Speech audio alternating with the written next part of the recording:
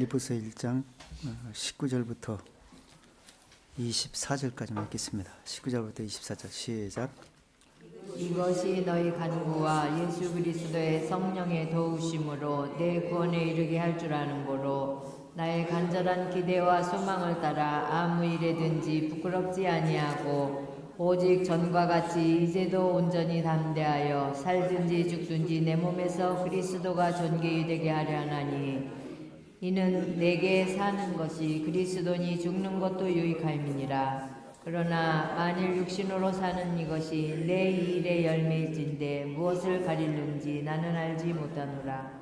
내가 그 주사에 끼었으니 떠나서 그리스도와 함께 있을 욕망을 가진 이것이 더욱 좋으나 그러나 내가 육신에 구하는 것이 너희를 위하여 더 유익하리라. 우리 중에 누구든지 자기를 위해 사는 자 없고 또 자기를 위해 죽는 자 없다 말씀했습니다. 이것은 우리가 우리 된 것이 내가 된 것이 아니고 오직 주님의 은혜 아래서 오직 믿음으로 되어져 있기 때문이라고 말씀했습니다. 그렇기 때문에 오직 우리 육신은 주님을 바라보고 오직 주님 만나기를 사모하면서 오직 살아야 된다 말씀했습니다. 그때까지 사단의 미혹을 받지 않고 끝까지 진리를 쫓아갈 수 있기를 하나님은 원하신다 말씀했습니다. 오늘도 말씀을 폈습니다. 하나님께서 하시고자 하는 말씀들을 우리 마음과 생각에 교훈이 되게 해주시고 또한 육신의 생각에 의해서 말씀이 판단되어지는 일이 없게 해주시고 오직 영을 쫓아서 믿음으로써 오직 진리의 말씀을 순종하는 중심들이 되어지기 위해서 오늘 또 말씀을 폈습니다.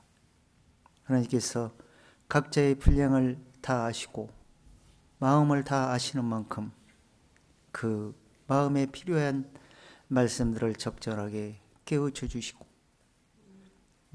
믿음의 분량이 작은 자는 더 넓혀 주시고 또한 믿음의 분량이 높다 할지라도 겸손한 마음으로 오직 진리 안에서 내가 되어졌다는 사실을 늘 염두에 두고 겸손한 마음으로 주님을 끝까지 쫓을 수 있는 중심들이 다 되어지기를 원하고 살아계신 주 예수님의 이름으로 감사드리옵나이다.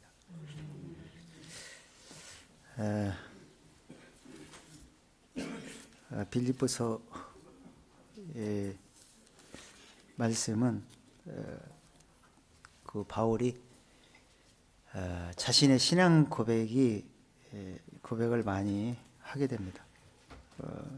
그 빌립보 그 여러 교회들 중에서 가장 그리워하고 또 그 교회를 그 교회 형제자매들을 굉장히 사랑했다라고 이제 편지를 보면 그렇게 말하고 있습니다.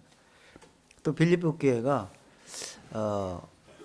또 겸손한 마음으로 진리를 쫓는 중심이 좀 돼 있습니다. 문제가 좀 다른 교회에 비해서 별로 없는 그런 교회 중에 하나입니다. 그리고 또 적극적으로 주를 위해서 어떻게 할 것인가를 생각하는 그런 모임이었던 것 같아요. 그렇지만 이제 육신이 있기 때문에 이제 사람들이 모인 곳에는 꼭 거짓 선자들이 있게 되고 진리를 똑같이 들었는데도 진리의 분량에 미치지 못해서 자기 거짓 것과 함께 혼합이 되는 경우도 있고 또 육에 속한 사람도 있게 되고 그러다 보니까 복음이 그 전달되어져도 자기 나름대로 이제 하나님의 뜻대로 복음을 전하고 뜻대로 모이고 하나님의 뜻을 쫓아가는 겁니다. 우리 그리스도인들은. 근데 사람들은 그 말씀을 이해가 안 되니까 물론 이해되고 깨달으면 뭐 자연적으로 그렇게 되겠죠. 근데 그게 안 되다 보니까 다툼이 일어나게 되고 복음을 전하면서도 그 복음이 능력이 되지 못하는 그런 경우가 있었다고 지난주에 우리가 말씀을 통해 확인해 봤습니다. 그럴지라도 이 사단이 현재 이 세상을 이제 어지럽히고 영적으로 어지럽히는 것처럼 하나님이 그런 줄 알면서도 그냥 놔두는 것은 이 세상에 그 하나님이 이제 심을 때가 있으면 거둘 때가 오는데 하나님은 모든 사람이 구원을 받기를 원하시지만 모든 사람이 구원을 못 받는다고 성경은 말하고 있어요. 그래서 구원 받는 사람이 너무나 적기 때문에 그 말씀에 비추어서 어떻게 해야 하나님의 뜻을 쫓아가고 하나님의 말씀을 이해를 하고 하나님 뜻대로 쫓아갈 수 있는가를 성경 말씀은 다 기록을 해놨어요. 그래서 그 말씀에 비추어서 내가 잘못됐으면 빨리 고치고 진리의 말씀을 적용해서 순종하는 마음으로 쫓아가면 되는데 깨닫지 못할 사람은 죽어도 못 깨닫게 되는 겁니다. 그래서 깨닫지 못하는 사람과 깨닫는 사람이 같이 섞여서 가긴 하는데 그 복음이 오히려 더 능력이 못 되는 그런 경우가 많이 있죠. 그럴지라도 깨닫는 사람에게는 하나님의 은혜가 되는 것이고 분별하는 자에게는 진리를 쫓아갈 수 있게 되는 겁니다. 그렇게 하면서 오늘 19절에서 이제 바울이 처음에 그 빌립보 교회에 그 자기가 왜 거기에 오게 됐는지 거기에 대한 그 상황을 바울이 19절에서 설명을 합니다. 사도 바울이 빌립보 교회에 처음에 가고 싶어서 간 게 아니에요. 빌립보 지역에 어디 별로 관심도 없었고 신경도 안 쓰고 거기 뭐 생각도 안 했던 곳입니다. 근데 바울이 하고자 했던 그런 계획으로 그 아시아 지방에서 복음을 계속 전하고 싶어서 계속 전하고 있는데 그래서 복음이 또 잘 전달이 됐어요. 근데 하나님이 그곳에서 전하지 못하게 하고 마게도니아로 가라고 성령께서 그렇게 말씀을 하셨어요. 그 말씀을 지금 그 과정을 지금 19절에서 다 들어가 있는 거예요. 19절 한번 읽어보세요. 너희 간구와 예수 그리스도의 성령의 도우심으로 내 구원에 이르게 할 줄 아는 거로. 이것이 너희 간구와라고 있어요. 간구, 그 얘기는 바울은 모르잖아요. 하나님은 다 알아요. 이 세상 모든 사람 한 사람 어떤 상태인지를 다 알고 계세요. 그렇기 때문에 그 빌립보 교회, 빌립보 지역의 마게도니아의 사람이 거기에서 복음이, 이 하나님은 교회가 뭐 커지고 뭐 교회 사람이 많이 모였다 해서 하나님은 그걸 보지를 않고 정말 핵심적으로 진리를 제대로 쫓고 진리를 깨달을 수 있는 것이냐, 하나님은 그걸 보시는 거예요. 숫자를 보지 않습니다. 근데 하나님 보실 때는 그 아시아 쪽에 사는 것보다는 그 빌립보 교회를 세워서 거기서 알곡을 맺는 것이 더 낫다고 생각했을 거예요. 그래서 빌립보로 가라고 했던 건데, 근데 그 하나님은 그 빌립보 교회 사람들의 마음을 아신 거예요. 하나님은 이 성경을 보게 되면은 이사야에서도 그랬잖아요. 너희가 구하기 전에 내가 응답할 것이고 내가 말하기 전에 내가 들을 것이라고 그랬어요. 그러니까 그 다니엘이 기도할 쯤에 이미 하나님은 무슨 기도를 하고 어떤 마음 상태인지를 다 아셨고, 그래서 천사를 보내서 다니엘이 응답 주러 왔다라고 다니엘서 보면 나와요. 그러니까 우리 마음 자세가 어떤 자세가 됐느냐에 따라서 하나님은 말씀을 심어주는 거예요. 그것을 하나님은 보내는 거예요. 또 말씀을 성령께서 깨닫게 해주시고, 그걸 성경에서 성경을 깨닫고 보면 그렇게 보여요. 그렇게 성경이 나와요. 그래서 제가 말씀드린 것은, 그래서 기도를 응답이 다 되겠다는 얘기는 성경의 말씀에 내가 맞춰나가면 응답 받을 수밖에 없는 거예요. 근데 거기에 맞추는 사람은 제가 볼 때는 1%도 안 돼. 그러니까 말씀이 그냥 깊이 있게 깨닫지 못하는 거예요. 근데 이 빌립보 교회 사람들이 간구에 따랐어요. 간구. 그러니까 말씀을 사모하고 뭐 영적으로 뭔가를 알고 싶어하고 깨닫고 싶어하는 그런 마음 상태가 되어 있다는 거예요. 그러니까 그런 마음이 되어 있을 때 하나님이 깨닫게 해주는 거예요. 그냥 형식적으로 앉아서 듣고 육신의 생각으로 앉아서 듣고 그래봐야 백날 앉아도 소용없어요. 20년 30년 들어도 소용없습니다. 들을 때는 아는 것 같은데 머리만 커져 아무 마음에서는 영적으로 능력이 되지 못하게 되는 겁니다. 근데 그 간구와 예수 그리스도의 성령의 인도하심으로 빌립보 사람들과 만나게 해주신 거 하나님이에요. 그래서 이 빌립보 교회 사람들이 구원을 받게 되었다라고 말하고 있는 거예요. 그래서 이 구원은 성경에서 하도 많이 말씀하시는 거기 때문에 우리도 수도 없이 들었던 것이기 때문에 구원은 들으면은 그 말씀대로 들으면 그대로 다 구원이 이루어지는 것 같지만 절대 내 마음에서 그게 이루어지지 않으면 안 되는 겁니다. 그래서 첫 번째 단계 회개와 회심이 이루어져야 돼요. 그래야만이 구원이 성립이 되는 겁니다. 그래서 우리가 이제 하나님의 의를 믿으면 된다고 이렇게 생각을 하지만 그 전제가 다 그 전에 모든 것이 다 합력까지 들어가 있어요. 그래서 내 마음 상태 어떤지, 내가 어떻게 돌이켜야 되는 건지, 내가 지금 마음을 돌이키면 어떤 상태가 되는지, 내가 돌이켜 믿고 나서 지금 어떤 상태로 지금 내가 되어 있는지, 내가 지금 어떤 상태로 지금 천국까지 가는 과정이 여정이 어떤 상태, 어떤 일들이 벌어지는지 말씀에 지금 다 모델로 나와 있어요. 그 모델에 내가 자꾸 걸리는 거예요. 그 말씀에 비추어서 내가 어떤 말씀을 적용을 하면서 성령의 도우심을, 진리의 도우심을 받아서 그 말씀을 붙잡고 순종하며 가느냐에 따라서 최후 결정이 되는 겁니다. 지금 내가 아무리 구원을 확신했다 받았다 해도 하나님의 허락 안 하면 소용이 없는 거예요. 그래서 하나님께서 합당하게 맞을 때 천부께서 심어주시고 끝까지 순종해서 믿음으로 갈 수 있도록 하나님이 도와주시게 됩니다. 자, 우리가 한번 그때 당시를 한번 확인을 해보겠습니다. 자, 사도행전 16장 한번 들어가 보세요. 하나님은 이렇게 인도하시는 거예요. 그래서 늘 그걸 생각을 하시고 우리가 어떤 중심으로 하나님을 늘 의식하고 살아야 되는지를 말씀을 통해서 집중을 하셔야 돼요. 자, 16장 6절부터 한번 읽어보세요. 6절부터.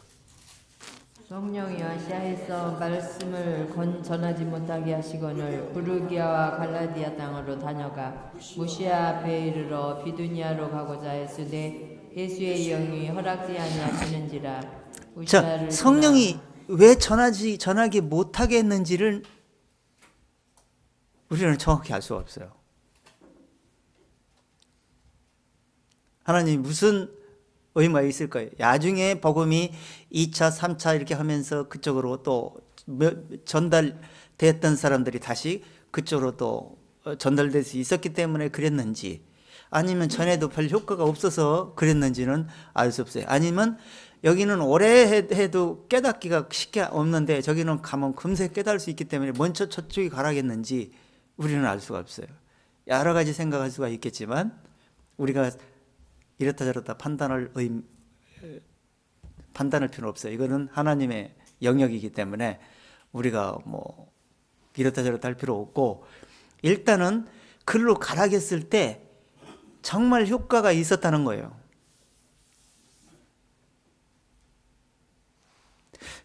이 빌립보 교회 사람처럼 그런 마음이 거기가 있었다면 하나님이 그렇게 가라겠을까? 그렇지는 않았을 거라고 봐요, 저는.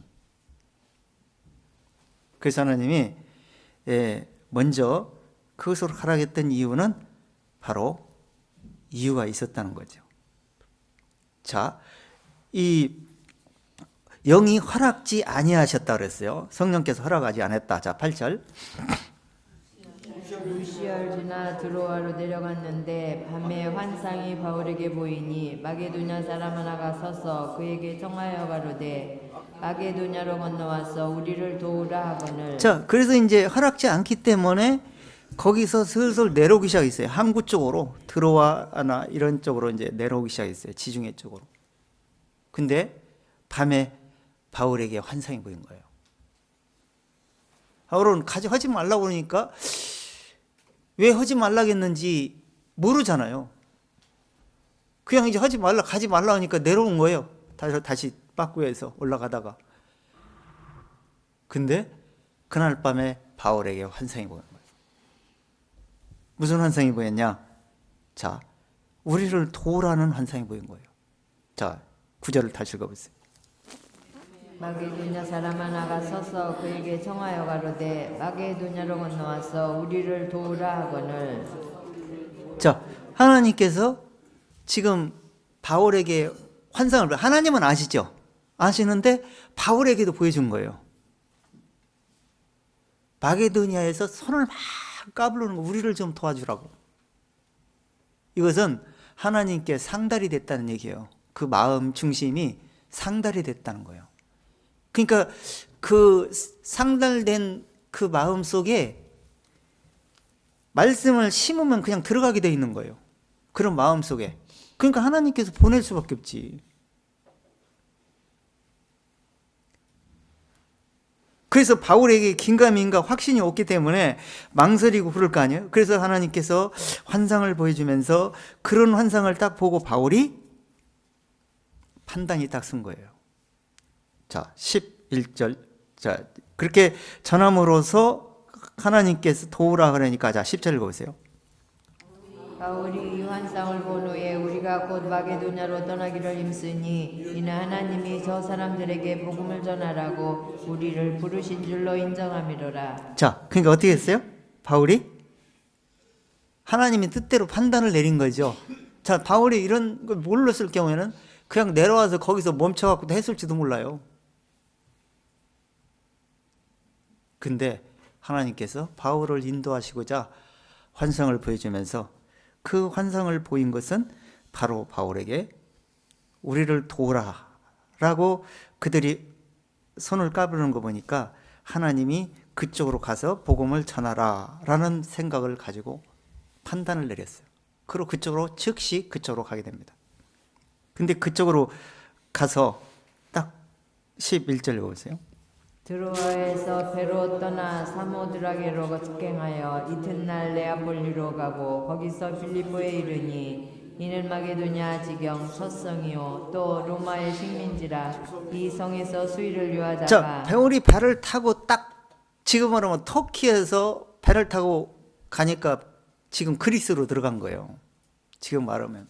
근데 그 그리스에 들어가자마자 첫 성이라 그랬어요. 그것이 어디라? 투아디다 성이라 이렇게. 근데 글로 딱 들어갔는데 지금 우리가 지금 하나를 먼저 짚고 넘어가야 될 게 바울이 왜 가게 됐느냐? 그것은 아까 저기서 뭐라 그랬어요? 본문에서 그들의 간구가 있었다는 거예요. 찾고자 하는 마음이 있었다는 거죠. 그러니까 하나님이 응답을 만나게 해준 거죠. 그래서 응답을 준 거죠. 그래서 그렇게 해서 바울이 들어가게 됐고, 그렇게 해서 간구해서 들어가다 보니까 간구한 그 응답이 오게 되는 거죠. 그래서 딱 들어갔는데, 자, 12절로 보세요.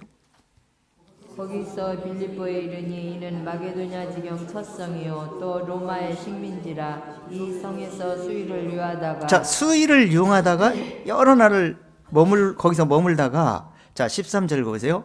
안식일에 우리가 기도처가 있는가 하여 문밖 강가에 나가 거기 앉아서 모인 여자들에게 말하더니 디라 성에. 그래서 들어가서 수의를 유하다가 들어가자마자 사람들을 딱 만나가지고 그 간구하던 사람을 딱 만난 게 아니에요. 수의를 유하다가 바울이 안식일 날이 돼가지고 안식일 날 사람들이 모인 곳이 어디 회당이 많이 모이잖아요. 유대인들이. 그 유대인들을 찾아서 복음을 전하고자 기도처가 있는가에서 찾다가 보니까 여자들이 모여 있는 곳을 보게 된 거예요. 그러니까 여자들을 보는 곳에 모여서 거기서 말을 전달하기 시작했어요.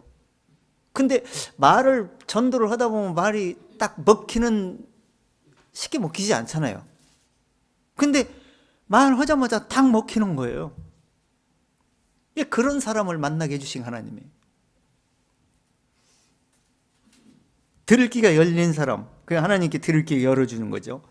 그래서 그런 사람이 있었기 때문에 하나님이 그 간구, 그 사람들이 항상 간구를 하고 있었어요. 진리를 찾고자 하는 그 진리를 깨닫고자 하는 그런 마음이 있었기 때문에 그런 마음이 간구예요. 그러다 보니까 바울을 만나게 됐고, 만나서 복음을 듣기 시작합니다. 자, 14절. 두아디라 성의 자주장사로 하나님을 공경하는 루디아라는 한 여자가 들었는데 주께서 그 마음을 열어 바울의 말을 청종하게 하신지라. 자, 여기서 중요해요. 자, 여러 여자가 모였죠. 근데 한 여자가 들었는데 이렇게 나와요. 왜 여러 여자가 안 듣고 한 여자만 들었을까요? 그러니까 말씀은 다 들려오는 게 아니란 얘기예요. 한 여자, 누디아라는 여자에게 그 말씀이 주께서 마음을 열어서 바울의 말을 청종하겠다 그랬어요. 들을 귀를 열려야 청종이 되는 겁니다. 이 신명기 29장인가 보면은 저희가 큰 표적과 이적과 기사를 저희가 목도했네, 눈으로 보았다는 거예요. 하나님의 말씀을 인도를 받았어요. 듣고 보고 다 확인하고 표적을 보고. 근데 하나님께서 오늘날 저희에게 깨닫는 눈과 보는 눈을 주시지 아니하였더라. 왜 그럴까요? 마음이 굳어져 가지고 마음 상태가 어떤지를 깨닫지 못하기 때문에 그런 거예요. 그런 사람에게 절대 들을 길 안 줘요. 마음 상태를 자기 자신이 들여다보지 못하는 사람은 절대 하나님 말씀이 들려오지 않습니다. 관심도 없어요. 그래서 마음이 가난한 자가 복이 있다고 얘기하는 거예요.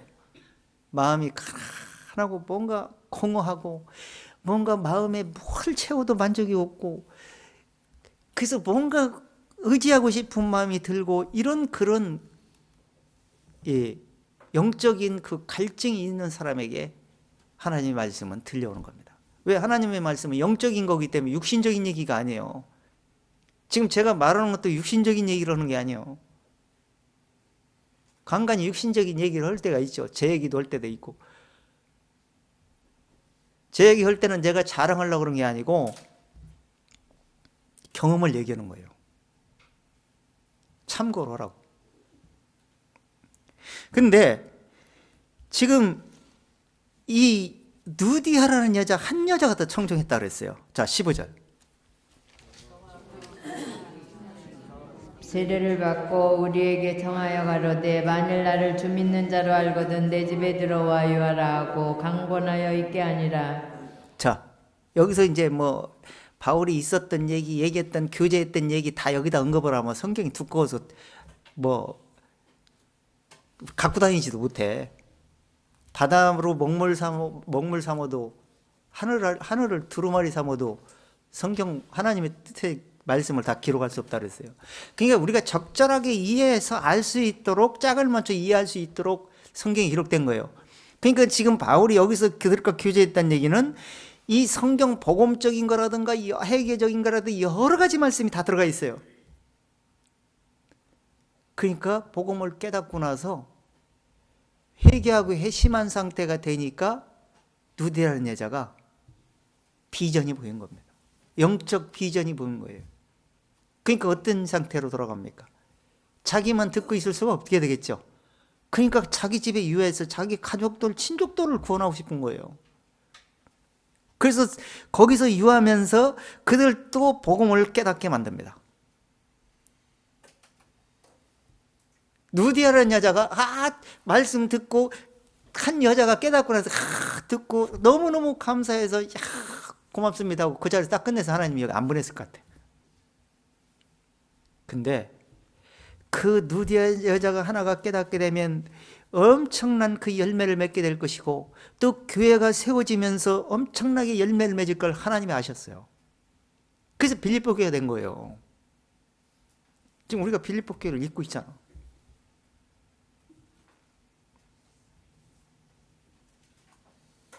그 집에 유하기를 간구하면서 이 말씀을 가리키고 깨닫게 해서 누디아처럼 많은 사람들이 구원을 받게 되는 겁니다. 자, 이렇게 해서 이 원인은 그 누디아라는 여자, 한 여자의 그 간구, 그 진리를 찾고자 하는 마음이 있었기 때문에 이렇게 가능하게 된 거예요. 빌립보 교회가 세워진 거예요. 한 여자로 인해서. 그래서 하나님은 그걸 아시고 아시아에서 복음을 전할 걸 하나님은 거기에 비중을 두지 않고 더 비중 있는 곳으로 가라고 사도 바울을 명령했던 겁니다. 그리고 이 일이 똑같은 원리로 똑같은 방법으로 또 똑같은 비슷한 사건이 또 있어요. 백부장 사건이 나옵니다. 사도행전에 보면 백부장도 진리를 간구하는 사람이었어요. 근데 거기도 가라고 그랬어요. 하나님이 베드로에게 간 베드로 사건인데, 자 사도행전 11장 한번 들어가 보세요. 하나님은 항상 이런 식으로 역사하십니다. 그것만 아시고 계세요. 그런 마음 중심이었으면 하나님이 크게 관심 두지 않아요. 11장 1절 한번 읽어보세요. 1절. 유대에 있는 사도들과 형제들이 이방인들로 하나님 말씀을 받았다함을 들었더니 베드로가 예루살렘에 올라갔을 때에 할례자들이 일어나여 가로되 네가 무할례자의 집에 들어가 함께 먹었다 하니 베드로가 저희에게 이 일을 차례로 설명하여 가로되 내가 요파성에 기도할 때 비몽사몽간에 환상을 보니 큰 보자기 같은 그릇을 내 귀를 메어 하늘로부터 내리워 내 앞까지 들이우거늘. 이 사건은, 이 사건도 지금 아까 바울도 뭐라 그랬어요? 빌립보 교회 처음에 들어가서 있었던 상황을 지금 편지를 통해서 그때 상황을 상기하면서 그때 있는 일들을 지금 사도행전에도 기록했지만 거기 있었던 상황이 뭐 누가가 기록했지만 지금 바울이 빌립보에 편지를 보낸 편지를 그 상황을 자기 있었던 일을 얘기하면서 설명을 하고 있죠. 여기서도 지금 베드로가 있었던 상황을 설명하고 있는 거예요. 근데 왜 상황을 설명을 하는 거예요? 유대인들이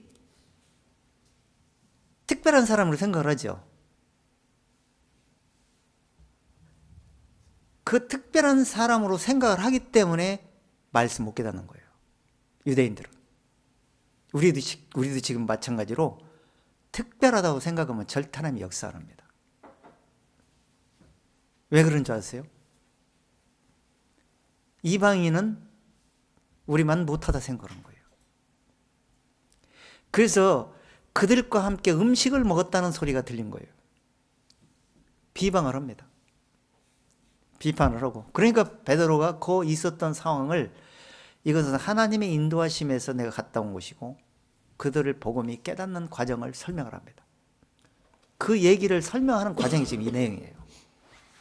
근데 이렇게 설명을 하는데 베드로도 처음에 거기 이 고넬료 집에 가면서 이렇게 해서 내가 지금 여기 오는 것이 이스라엘 법의 위법인 줄 내가 안다. 그러면서도 하나님께서 가라기 때문에 지금 와서 너희에게 지금 너희를 만나게 됐는데 무슨 일로 나를 불렀느냐 이렇게 질문하게 돼요. 만났을 때 그랬잖아요. 그런데 그들을 그렇게 찾아가게 되는데 베드로도 처음에는 위법인 줄 생각하고 그들을 차별적인 생각을 가지고 만납니다. 차별적인 생각을 가졌다는 얘기는 아직 진리의 말씀을 깊이 못 깨달았다는 얘기예요. 그때까지만 해도 베드로가 못 깨달았어. 근데 그 고넬료의 가족들이 깨닫고 친족들, 친구들이 깨닫고 나는 걸 그거 보고 하나님의 말씀이 생각이 나면서 성령의 인도하심이 이런 것이구나라는 걸 깨닫게 됩니다. 그러면서 마음이 확 넓혀지면서 진리의 말씀이 마음에서 역사하기 시작한 거예요. 그때부터 베드로가 옛 사람하고 옛사람이 죽고 새 사람으로 달라진 상태로 되는 거예요. 근데 이때 지금 이 상황은 지금 가게 된 이유가 뭔지를 지금 설명하다 보니까 자기가 기도하는 중에 비몽사몽간에 이제 정오 12시쯤 됐을 때 배가 꼬락꼬락 소리 나고, 이때 하나님께서 내 보자기를 하늘에서 내리는 것을 내게 보여줬다, 이렇게 나와요. 그러니까 지금 요게 이 사건 속에는 여러 가지 각도로 지금 설명하는 거예요. 제가 여러 가지 각도로 다 설명하려면 한도 끝도 없기 때문에 그냥 또 이것 얘기하다 보면 조금 길어지고 자꾸 그렇게 되는데, 지금 영적인 각도로, 육신적인 각도로, 그 환경적인 각도로, 자기 지금 생각이 하는 각도로, 고넬료의 그 마음 상태의 각도로, 그 집안의 각도로 여러 사면으로 지금 설명하는 거예요. 이제 그걸 우리가 설명할 수가 없어. 조금만 거기다 하나만 더 덧붙여도 시간이 너무 길어져가지고 내가 이 말을 지금 생각에는 이것저것 다 얘기하고 싶은데 얘기를 못하는 거예요. 왜? 시간의 제약을 받기 때문에. 시간을 많이 가지고 포괄적으로 이쪽 방향 저쪽 방향 연결해서 쫙 함축해서 이 토탈 이해라면 엄청난 분량이 되긴 한데, 그거는 이제 각자 몫이고, 일단은 그 비몽사몽간에 그 환상 가운데 보인 거예요, 내부자기가. 그 내부자기 보인 것은 하나님의 뜻을 보여준 거예요. 그래야 베드로가 하나님 뜻을대로 전달을 움직일 거 아니에요. 쉽게 이해를 못해요, 그렇게 해도.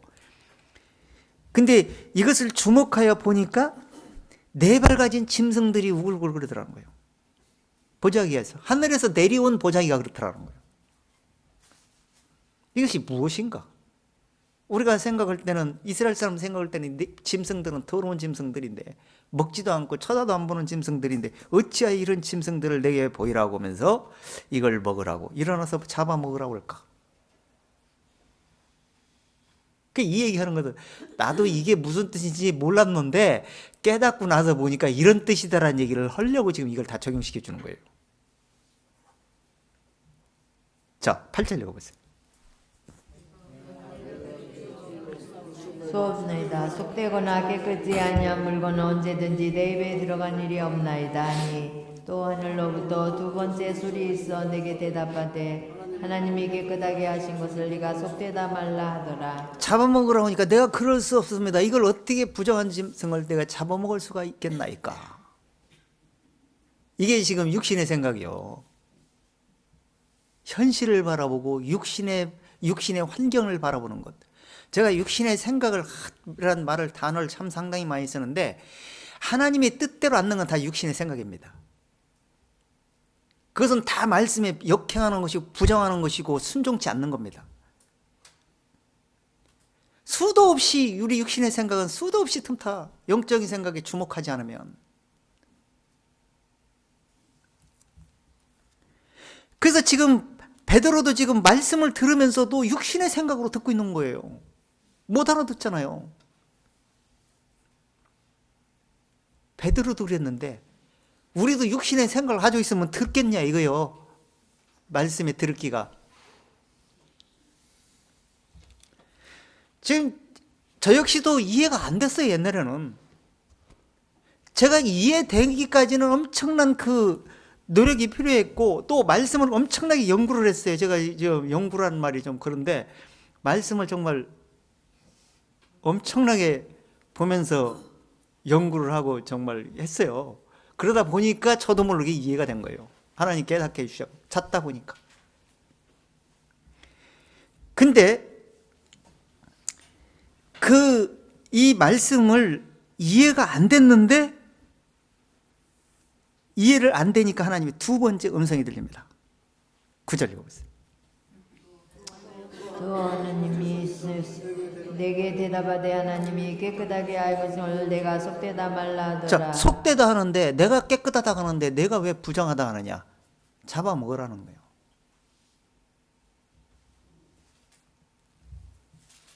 이해가 안 되죠?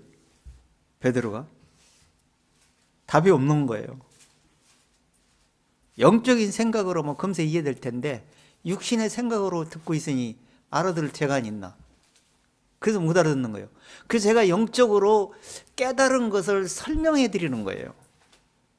여러분들도 연구하고 그렇게 깨달으면 영적으로 돼요. 근데 시간이 많이 걸리고 평생 해도 못 할 수도 있어. 쉽게 이해되는 건 아니기 때문에. 그래서 이해된 걸 제가 보충해서 말씀에 입각해서 설명드리는 겁니다. 참고로 하라고. 그걸 알아듣든지 못 알아듣든지 잘 여러분들 책임이에요. 저는 이렇다 하는 것을 설명드리는 것이고 그 말씀을 더 영적으로 이런 의미를 가지고 있다라고 보충 설명하는 겁니다. 그 얘기는 지금 네 발 달린 짐승은 이 지구상의 전 세계 모든 사람을 말합니다. 그리고 보자기로 쌌다는 것은 하나님이 그 네 성막에 보면은 네 보자기가 있는데 위에 싼 게 있는데 그 의로운 보자기로 쌌다는 얘기야. 예수님 안에서. 그러니까 베드로 너도 이 보자기 속에 들었으니까 너 특별한 사람이라고 생각하지 마라. 그리고 네 발 가진 짐승 상태로 너도 돼 있는데 내가 특별하다고 이 네 발 가진 사람 부정하다고 비판하고 판단하지 말라는 거예요. 베드로 얘기입니까? 다 우리 얘기예요 지금. 우리도 그런 자세를 가져야 된다는 얘기를 하는 거예요. 그래야 알아들으니까. 그러면서 그 일이 3번 있은 후에 하늘로 그 보자기를 다시 끌어올라갑니다. 지금 엊그저께 우리가 에베소 교제할 때 하늘로 올리시고 하늘로 내리셨다는 말이 에베소 몇 장이 4장인가에서 나올 겁니다. 4장인가 3장인가 어디서 나와서 우리가 교제했어요. 아마 그거 이해하고 있을 분이 있을지 모르겠어요.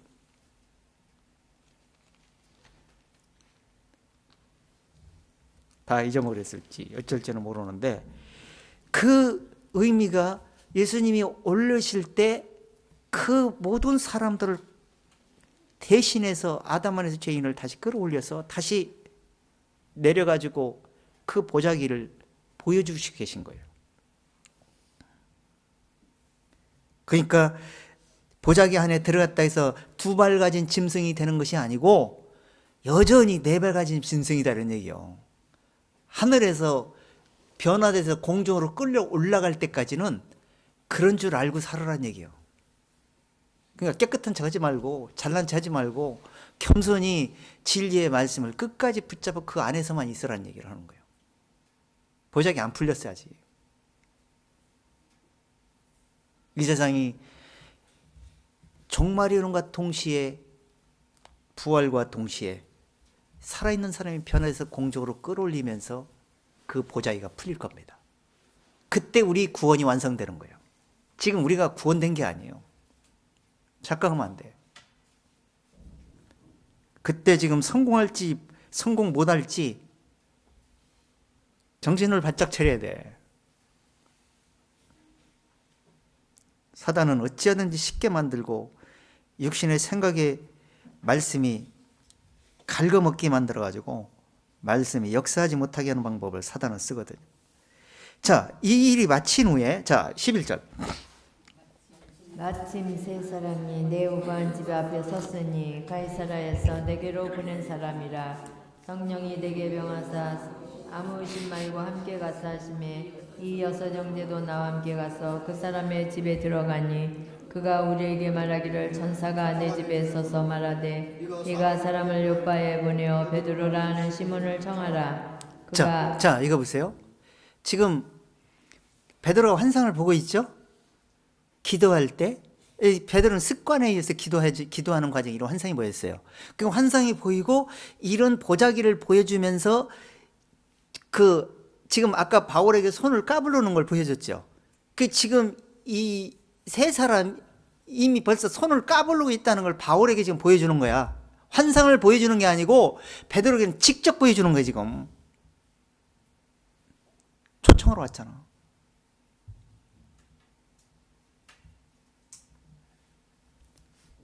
이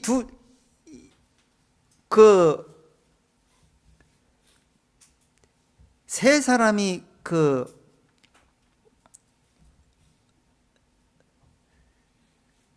지금 고넬료 부하를 보내가지고 베드로를 초청하는 것은 이미 초청하기 전에 무슨 일이 있었는지를 아셔야 돼. 이것은 지금 고넬료에게도 하나님이, 고넬료도 누디아 같은 사람 마음을 가지고 있었어요. 하나님을 경외하는 마음으로. 그렇기 때문에 야, 고넬료에게 그 베드로에게 사람을 보내서 베드로를 초청하라. 그래서 베드로가 알고 있는 그 말씀을 온 가족, 네가 지금 간구하는 그 마음을 간구하고 내 가족, 친구, 부하들, 친족들 모두를 모아놓고 말씀을 듣게 하고 싶지. 이게 그런 마음 상태를 하나님이 아시고 베드로를 초청해라고 말한 거예요. 그리고 그 마음을 다해서 준비를 하고 있을 때 세 사람이 베드로를 만나게 되는 거예요. 그래서 베드로가 고넬료 집으로 찾아게 됩니다. 근데 하나님이 뭐라 했어요? 그들이 초청할 때 주춤주춤하지요. 그들에게 그들이 가자고 하는 대로 쫓아가라. 베드로는 의심반하면서 쫓아갔죠. 근데 쫓아가서 그 환경을 딱 보니까 어떤 상태에 있는지 지금 여기서는 조금 덜 내용이 들어있는데, 자 10장 보면은요,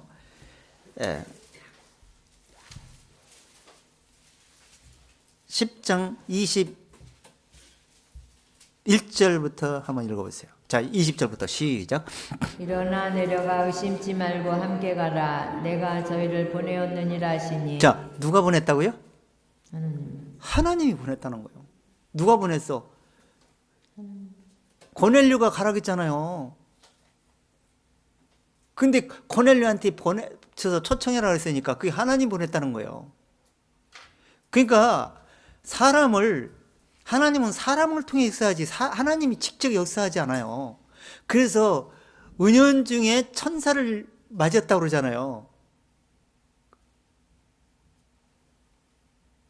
그래서 하나님의 사람들이 뭐라 했어요? 예수님이 뭐라고 했어요? 제자들을 짝지어서 보내면서 누구든지 너희를 그리스도에 속한 자라 해서 물 한 그릇을 주면 저의 상이 결단코 잃어버리지 않게 될 것이라고 했어요. 그러니까 이 사람을 잘 대했을 때 말씀이 역사하게 된다는 얘기를 하는 거예요. 그 제자들을 쫙쫙 보낼 때 관심도 없고 별로 신경도 안 쓰고 콧방 끼고 이러면 말씀을 전할 수 있겠습니까? 그럼 말씀이 역사가 않죠. 응답을 못 받게 되는 거지. 그래서 그런 사람에게는 손을 탁 털고 먼지 털어버리고 나와버리라고 그랬어. 예수님도. 억지로 하지 않아요. 왜? 해봐야 효과가 없으니까. 열매를 맺지 않는데 뭐라 합니까? 근데 지금 백부장이 초청한 것은 정말 모든 것이 합력하여 선을 이루면서 하나님의 뜻대로 이루어지는 과정을 지금 보여주는 거예요. 그러면서 21절 읽어보세요. 베드로가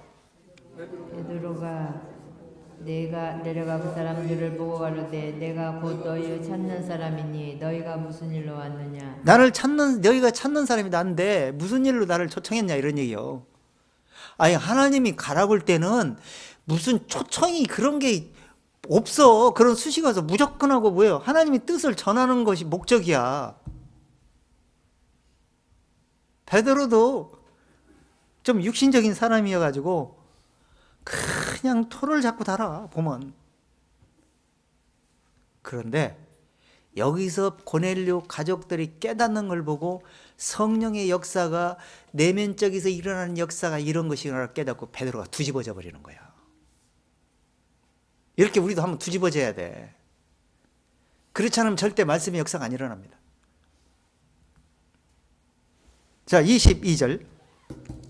저희가 대답하되 백부장 고넬료는 의인이요 하나님을 경외하는 자라. 유대 온 족속이 칭찬하더니 저가 거룩한 천사의 지시를 받아 너를 그 집으로 청하여 말을 들으려 하느니라. 자, 군졸들이 네. 베드로를 초청한 사람들이 물으니까 이렇게 대답하는 거예요. 베드로가 군전들이 백부장은 뭐예요? 군 부하를 100명 정도 거느린,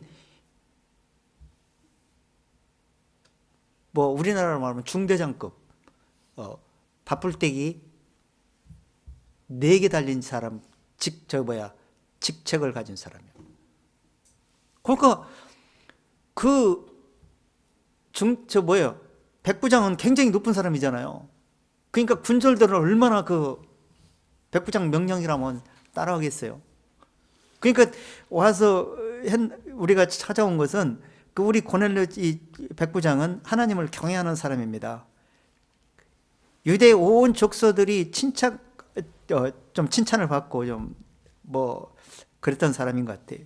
유대인들을 차별하지 않고 유대인들이 믿는 그 신을 정말 알고 싶어하고 정말 사모하는 그런 사람이었던 것 같아요. 그러면서 그 거룩한 천사가 지시해서 우리를 초청하라 해가지고 그 베드로를 초청하라 해서 베드로 당신을 만나러 왔던 것입니다. 이렇게 말하는 거예요. 그래서 해서 이제 가게 되죠. 가서 그 집에 딱 도착했더니 이튿날 간 거예요. 24절 읽어보세요. 그 이튿날 가이사랴에 들어가니 고넬료가 일가와 가까운 친구들을 모아 기다리더니 마침 베드로가 들어올 때 고넬료가 맞아 발 앞에 엎드려 절하니 베드로가 일으켜 가로되 일어서라 나도 사람이라 하고. 자 보세요. 여기서 지금 고넬료 집에 들어갔더니 어떤 상황이 벌어졌어요? 들어가니 고넬료 가족은 물론이고 일가와 친족들, 그 다음에 가까운 친구들, 또 부하들은 100명의 부하들은 당연히 모였을 것이고, 그러니까 엄청난 사람이 모인 거예요. 모아놓고 기다리고 있었어. 그냥 어떤 사람일까? 어떤 사람이 와서 무슨 얘기를 할까? 기대감을 갖고 기다리는 사람도 있었을 거예요. 근데 그 중에는 아이고 귀찮게 뭐라 또 모이라고, 백부장이 모이라니까 안 모일 수는 없고 어쩔 수 없이 모였는데, 친구가 모이라고 하니까 입장 곤란해서 그냥 나오긴 나왔는데, 이런 사람도 있고, 친구가 여기 그래 나도 한번 청성을 들여 한번 들어봤다, 이런 사람도 있었을 거예요. 근데 이 중에 다 100% 구원받았다고 100% 받지는 않았을 겁니다. 그러나 백부장이 그만큼 갈고 닦고 준비한 과정을 볼 때 많은 사람이 열매를 맺었을 걸로 봅니다. 왜? 이렇게 준비했다면. 이렇게 모인 곳에서 복음을 전하다 보니까 엄청난 역사가 일어난 거예요. 자, 16장으로 다시 들어와서 내 온 집에 구원 얻을 말씀을 내가 이르리라 함을 보았거늘, 이게 하나님께서 이렇게 보여줬어요. 그래서 이제 이르리라 함을 보았거늘 하면서 사도행전 11장 15절 다시 읽어보세요.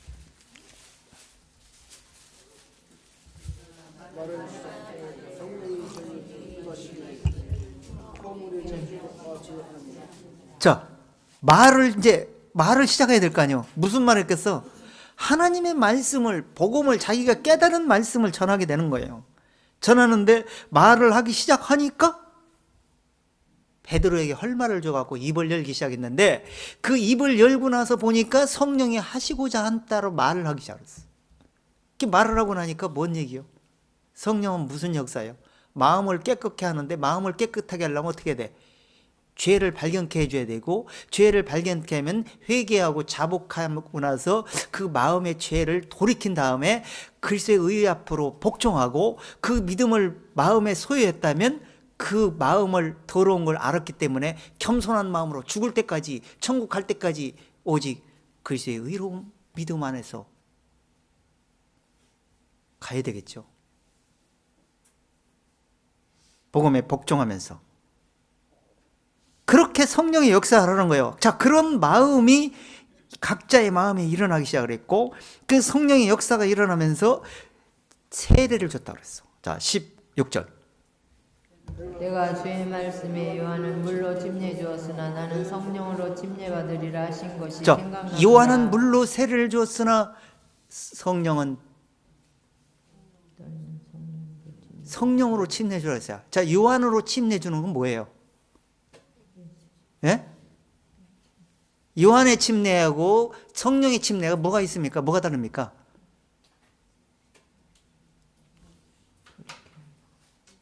요한의 침례는 물 침례고 성령의 침례는 진리의 침례요. 말씀으로 침례 주는 거예요. 근데 요한의 침례는 얘기는 뭐냐?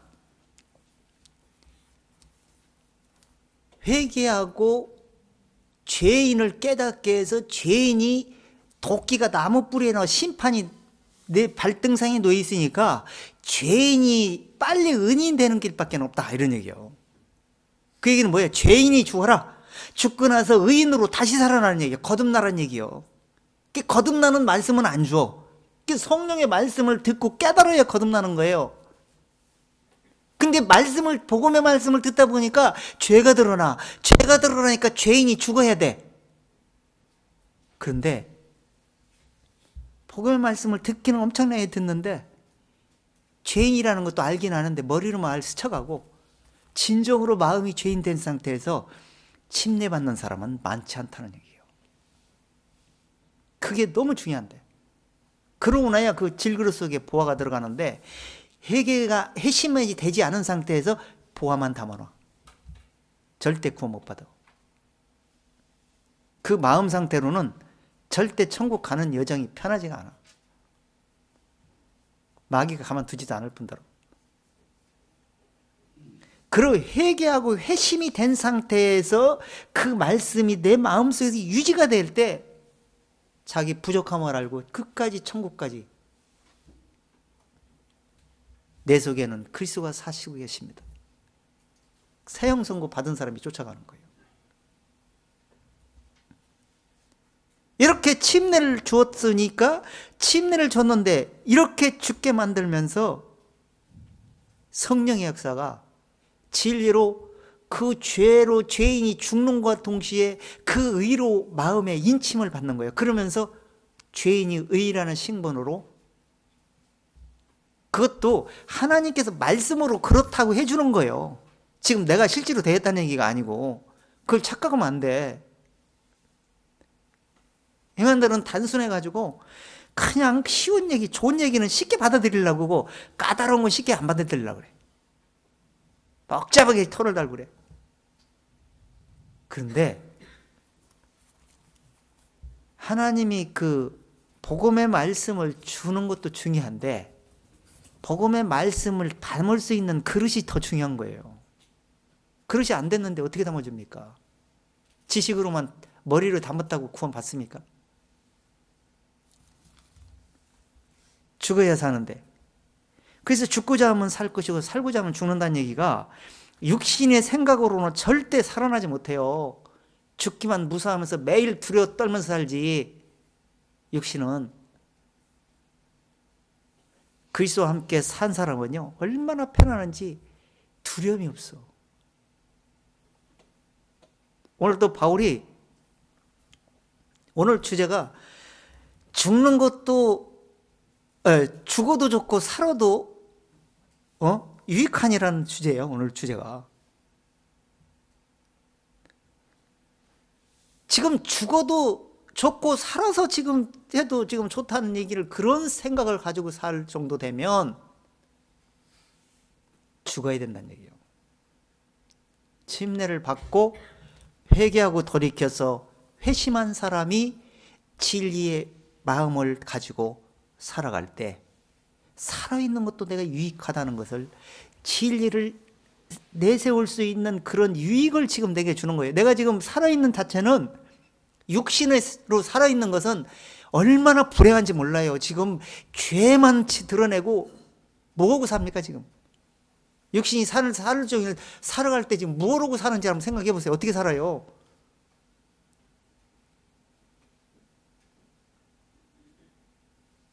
아침에 먹고 눈 비비면서 먹고 나서 출근해갖고 식사 일하고 점심에 한 끼 먹고 또 식사 일하다가 저녁에 한 끼 집에 돌아와서 한 끼 먹고 조금 쉬었다가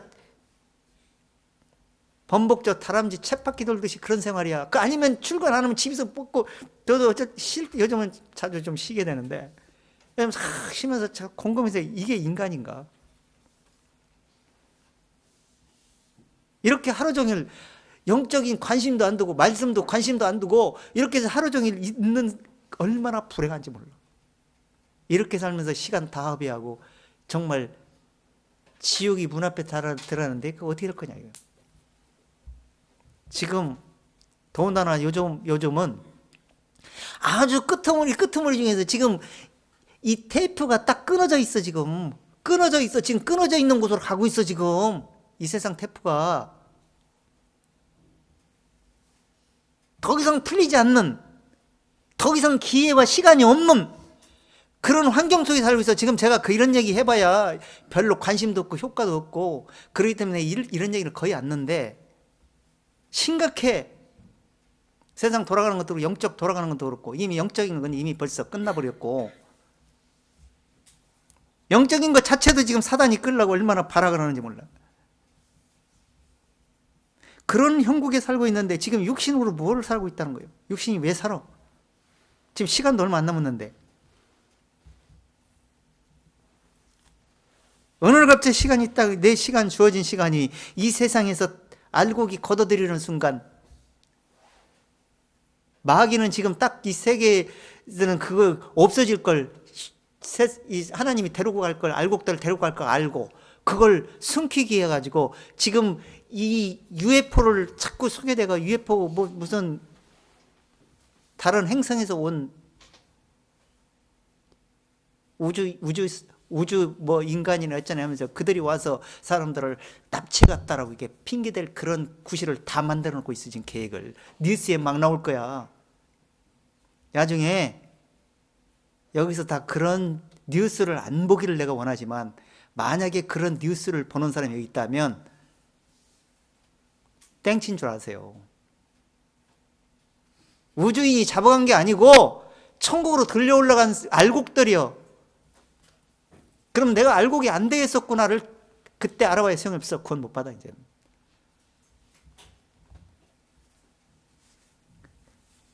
다 준비하고 있어요. 그래서 지금 세상은 어떻게라도 이 복음을 막으려고 여러 가지 각도로 세상 사람들을 다 어렵게 만들어갖고 빚더미 앉게 만들어가지고 꼼짝도 못하게 다 노예로 전략하게 만들어서 그들의 계획에 그들의 정치 그들의 통치에 굴복하지 않으면 않을 수밖에 없도록 나라를 다 망하게 만들고 나라가 지금 다 빚더미 앉아갖고 다 망하게 만들 그들의 작전이에요. 개인 가정 파괴 가계 파괴, 그렇죠. 가계 빚이 엄청, 우리나라만 해도 1,400조가 이상 넘었잖아요. 빚을 갚을 도리가 없어, 이제는. 돈 벌 수가 있어야지. 돈이 안 벌리는, 돈 못 벌게 자꾸 만드는데, 일자리 다 떨어져 버리고, 뭐 일거리, 최저임금 올리면 뭐, 좋죠. 많이 돈 받으면. 받으면 뭐야. 무슨 돈만 올린다고 정치인들이 올려놓는다고 대통령이 올린다고 그 밑에서 어떻게 돌아갑니까? 세상 돌아가는 거 어땠는지도 모르고 그렇게 막 한다고 해도 되냐고. 일자리 더 없어지지. 다 망하고. 그러면서 도저히 힘을 못 피게 만드는 것이 그들의 작전이 계략이에요. 그래서 지금 영적인 걸 힘을 깨달을 수 있는 기회를 다 놓쳐버리게 만드는 계획을 지금 세우고 있는데 지금 영적으로 지금 정신 파멸이 지금 안 되는 방국이에요 지금.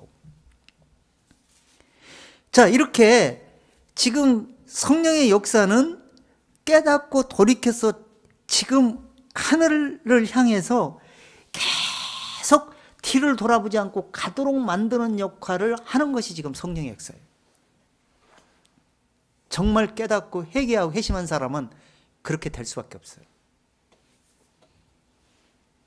그렇지 않으면 위의 것을 바라볼 마음이 없어요. 그건 형식적이고 그때 되면 될 것이고, 지금 세상에 살기도 바쁜데, 지금 살기 얼마나 좋은데, 그 세상에 마음을 두는 거예요. 지금은 좋은 것 같은데 조금 있어봐요. 지옥 같은 세상이 펼쳐질 거예요.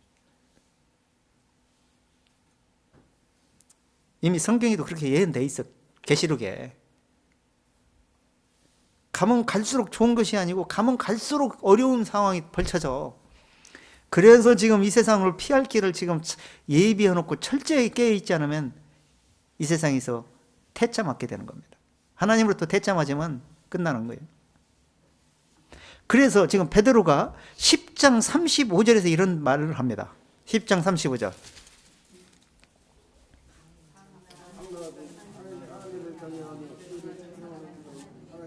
사람은 하나님이 받으시는 걸 깨달았도다. 자, 베드로가 뭘 깨달았다고요? 차별하지 않고 하나님은 각 나라 중 모든 사람이 어떤 사람? 하나님을 경외하며 뭐를? 의를 행하는 사람은 하나님이 받으시는 줄을 깨달았다는 거예요. 하나님을 경외하는 거고요. 경외하는 거 첫째 경외해야 하나님을 쫓아가지. 하나님을 두려워하면서. 그리고 그 하나님이 주시는 말씀을 깨달고 나니까 하나님은 거룩한 걸 요구하는데 그 의를 요구하는구나. 이것이 바로 내 속에서 의를 생산해낼 수 없는데 하나님께서 주신 그 회개하고 회심한 마음속에 그 복음 속에 드는 그 의로움을 내 마음속에 주시는구나. 그 의를 믿음으로 행하는 사람을 받으시는구나. 천국에 가면 받으시는구나 이런 얘기야. 그걸 깨달았다는 얘기는 게 베드로가. 자, 끝. 설명하면 길어. 더 이상. 자, 다시 들어가 보세요. 다시 넘어와서 사도행전 19장 2절. 시간이 벌써 1시간이 됐어요. 얼른 빨리빨리 넘어가야 돼. 자, 19장 2절 한번 읽어보세요. 가로되 너희가 믿을 때 성령을 받았느냐 가로되 아니라 우리는 성령이 있음도 듣지 못하였노라. 자, 보세요. 가로되 너희가 믿을 때 뭘 받았느냐? 그러니까 대답은 뭐라고 나와요? 아니라 우리는 성령이 있음도 듣지 못하였느니라 이런 거예요. 3절 베드로가 가로되 바울가 그러면 너희가 무슨 침례를 받았느냐 대답하되 요한의 침례로라. 자, 바울이 또 질문하는 거예요. 야, 그러면 너희는 무슨 침례를 받았느냐? 우리는 요한의 침례를 받았다 이런 얘기를 하는 거예요. 요한의 침례는 정죄의 침례인데 정죄를 받으면 하나님 앞에 무릎을 꿇고 복종하고 돌아오게 되는 겁니다. 그런데 그렇게 해도 돌아오지 않고 계속 무화과 옷을 입는 사람도 있어. 못 깨닫는 사람은 어쩔 수 없어. 자, 4절. 바울이 가로되 요한이 회개의 침례를 베풀며 백성에게 말하되 내 뒤에 오시는 이를 믿으라 하였으나 자, 이는 곧 예수라. 자, 요한이 회개를 침례를 베풀 때 그냥 너 죄이니까 회개하라 이렇게 하고 그럴 침례만 줄 목적으로 했어요? 아니면 복음으로 돌아가게 하려고 침례를 줬다고 그런 거예요?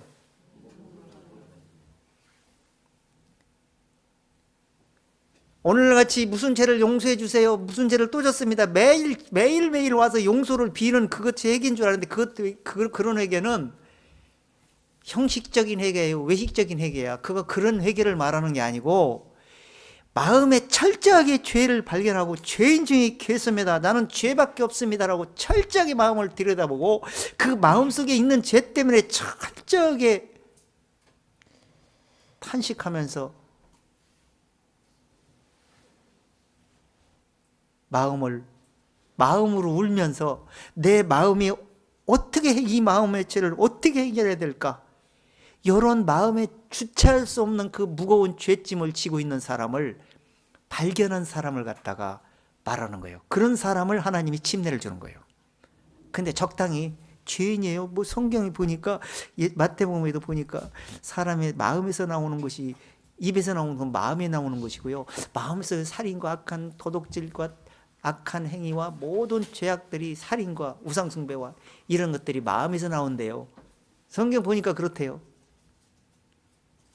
그거는 말씀을 보면 다 알아. 그렇게 아는 얘기를 하는 게 아니고 이게 바로 납니다. 이렇게 철저하게 나를 발견해야 된다니까요. 누구를 발견, 지금 누구를 보지 마세요. 영적인 사람과 육신적인 사람 다른 점이 어떤 줄 아세요?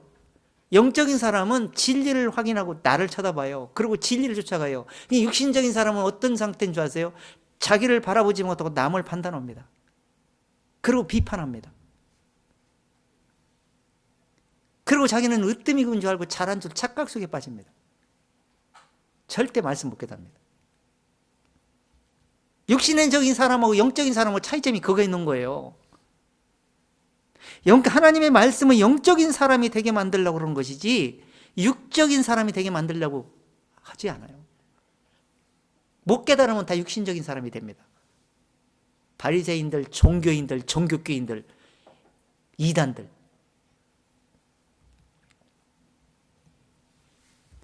그게 요한이 무슨 침례를 줬냐 이거예요. 회개 침례를 베푸면서 무슨 얘기를 했냐 이거. 내 뒤에 오는 이를 믿어라. 그러면 그분은 너희를 성령으로 침례를 줄 거라는 얘기를 하는 거예요. 그러니까 죄인은 장래되고 그 다음에 죽고 나서 다시 살아나면, 말씀을 듣고 살아나면 그때 성령께서 너희 의로 침례를 받게 될 것이다. 인쳐버리는 거예요. 그 얘기를 하려고 한 것이다라고 얘기를 하는 거예요. 근데 너희는 성령으로 침례를 몰랐다라면 그것은 구원받은 게 아니라는 얘기를 하는 거예요. 자, 로마서 8장 들어가 보세요.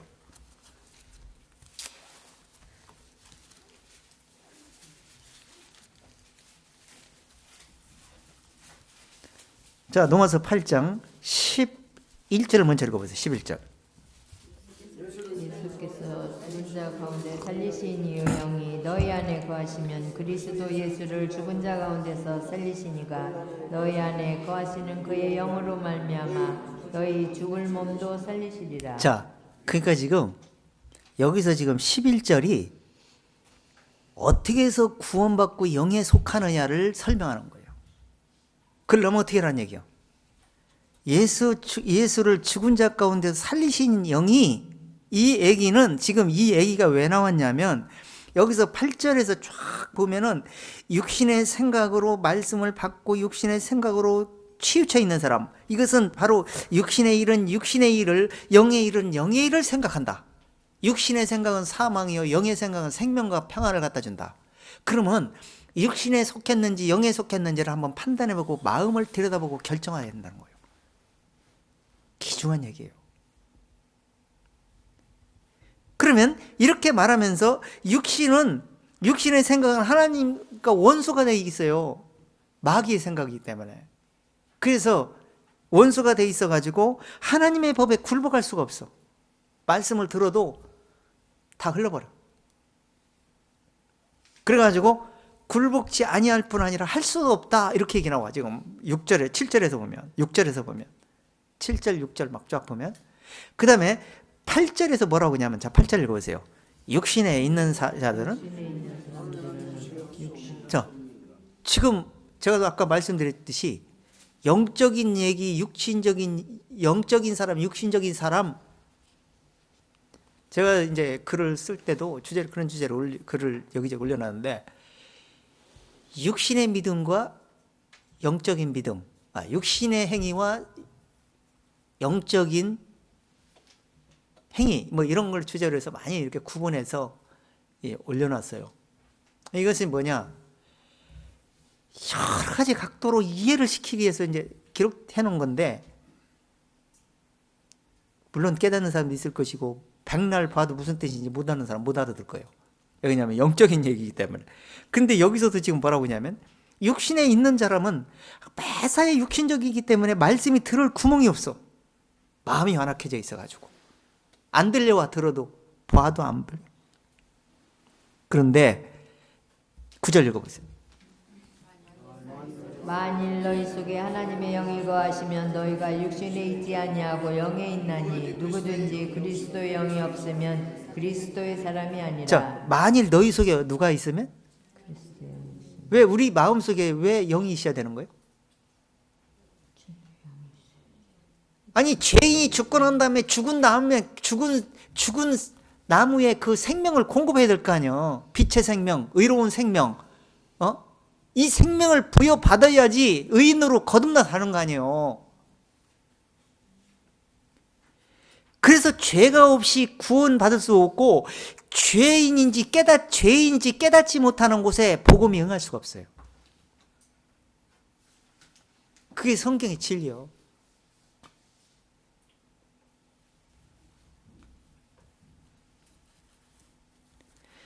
그래서 지금 그리스도의 사람이 되려면 너희 마음속에 하나님의 거하시는데 육신이 있지 않을 것이 영이 있게 되는데 누구든지 영이 없다 그러면은 그건 그리스도의 사람이 아니라는 거예요. 착각하지 말라는 거예요. 그럼 내가 그리스도의 사람이 아닌가? 자기를 돌아봐야 되겠죠. 내가 지금. 그러면 내가 그리스도의 사람이 되려면 어떻게 되나? 거기에 궁금증을 가지고 말씀을 들여다보고 또 읽고 이걸 읽고 계속 말씀을 짜놓고 읽다 보면 자기 마음을 발견하게 돼요. 자기 생각을 발견하게 됩니다. 그러면서 내가 이 생각이 바로 하나님을 대적하는 생각이 있다는 걸 알게 됩니다. 그러면서 말씀에 굴복을 하고 믿음으로 그 앞에 순종하면서 믿음으로 끝까지 회심되어 있는 상태를 끝까지 쫓아가게 되는 겁니다. 이게 굉장히 중요한데 여기에서 구원이냐 실패냐 결정되는 거예요. 어떤 사람은 구원을 하나님이 입장에서만 생각해서 구원을 단번에 다 갚아주셨다는 생각이 거기 아니라는 생각이 빠져가지고 자기 마음을 도려낼 생각을 하네. 그릇이 준비 안 됐는데 하나님 뭐 그 백날 기로만 들어서 머리로 담아있다고 그게 마음에 들어가나?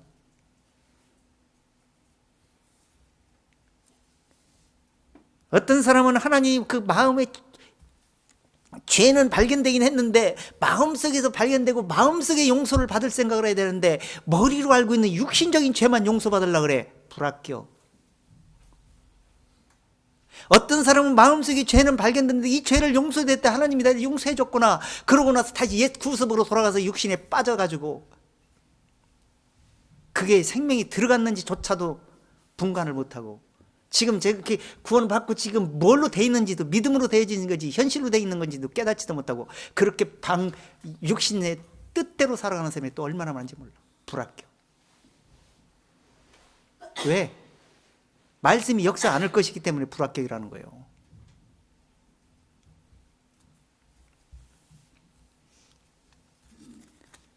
그래서 10절 한번 읽어보세요. 또 그리스도께서 너희 안에 계시면 몸은 죄로 인하여 죽은 것이나 영은 의를 인하여 산 자, 것이니라. 여기서 지금 두 가지를 구분해 주는 거예요. 내가 그리스도의 영이 있으면 얘기는 성령께서 너희 복음을 증거할 때 죄인이 침례를 받고 그리스도 예수와 함께 사형 선고를 받아야 되는 십자가에서 죄인이 죽는 거예요. 피 흘리는 거는. 죽고 나서 그리스도와 함께 의로 살아난 믿음이 있냐 이런 얘기예요. 그렇다면 그리스도의 사람이다. 만약에 그렇다면 몸은 죄로 인해서 죽어도 영은 살려있다. 근데 그 마음을 변치 말고 내가 지금 죄인이 죽고 의인은 믿음으로 살았기 때문에 지금 너희가 구원받을 수 있는 생명이 공급된 거지 지금 너의 진리가 들어간 것뿐이다. 착각하지 말라는 거예요. 내 육신이 지금 된 것이 아니기 때문에. 그래서 몸은 죄로 인해 죽거나 영은 의리에 살아있는 그걸 알고 있으라는 거예요.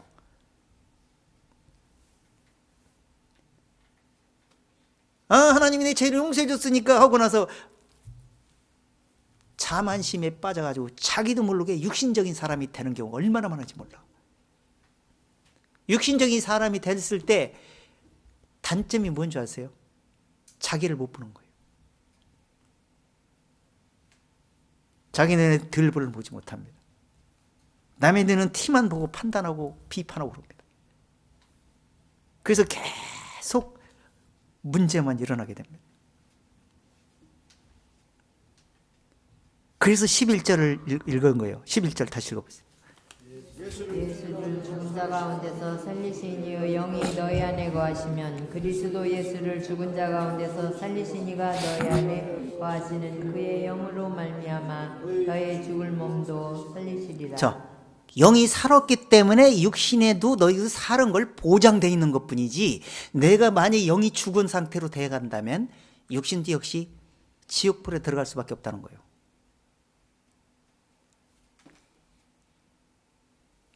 이거 얼마나 중요한지 모릅니다.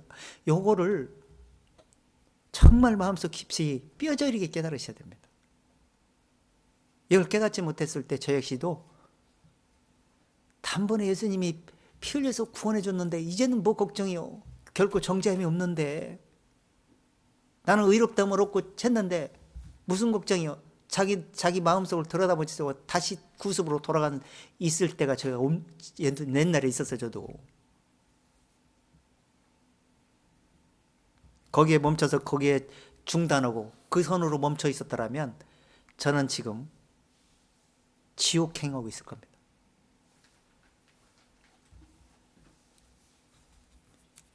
마귀의 밥이 돼가지고 남을 정죄하면서 자기가 지금 넘어져가고 지옥행을 하고 있는데도 종교교회를 비방하면서 구원도 받지 못한 사람이 착각 속에 빠져 남만 쳐다보면서 살아갔을 겁니다.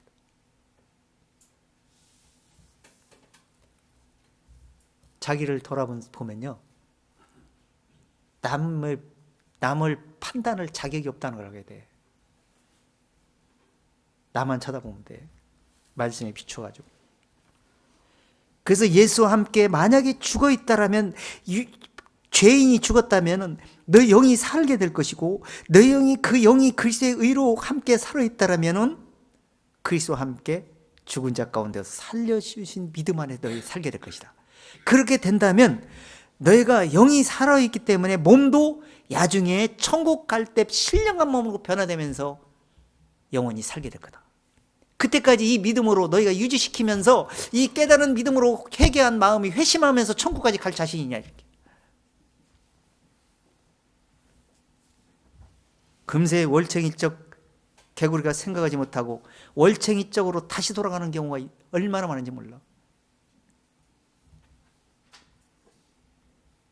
회개했다고 해서 지금 우리가 예수님 믿고 돌아왔다 해서 회개가 마음이 죄사함을 얻고 지금 하나님께 가고 있다 해서 내가 지금 회개가 완성된 게 아니에요. 회개가 완성되는 곳으로 가고 있는 거야. 그래서 믿음이라는 거예요. 믿음. 내한테는 아무것도 될 수가 없어. 내 힘으로는. 그 말씀대로 쫓아갈 때 가능한 거지. 자, 그러면서 마태복음에서 이런 말이 나옵니다. 마태복음 3장. 침례 요한이 이런 고백을 합니다. 물속에만 퐁당 들었다 해서 되는 게 아니라는 얘기를 하는 거예요. 착각하지 말라는 거예요. 3장. 3장.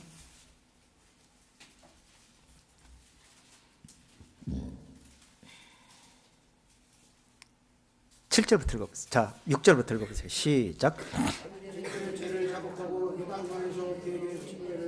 자, 뭐를 자복하고? 자, 마음속에 있는 자복하고 침례를 받더라는 거예요.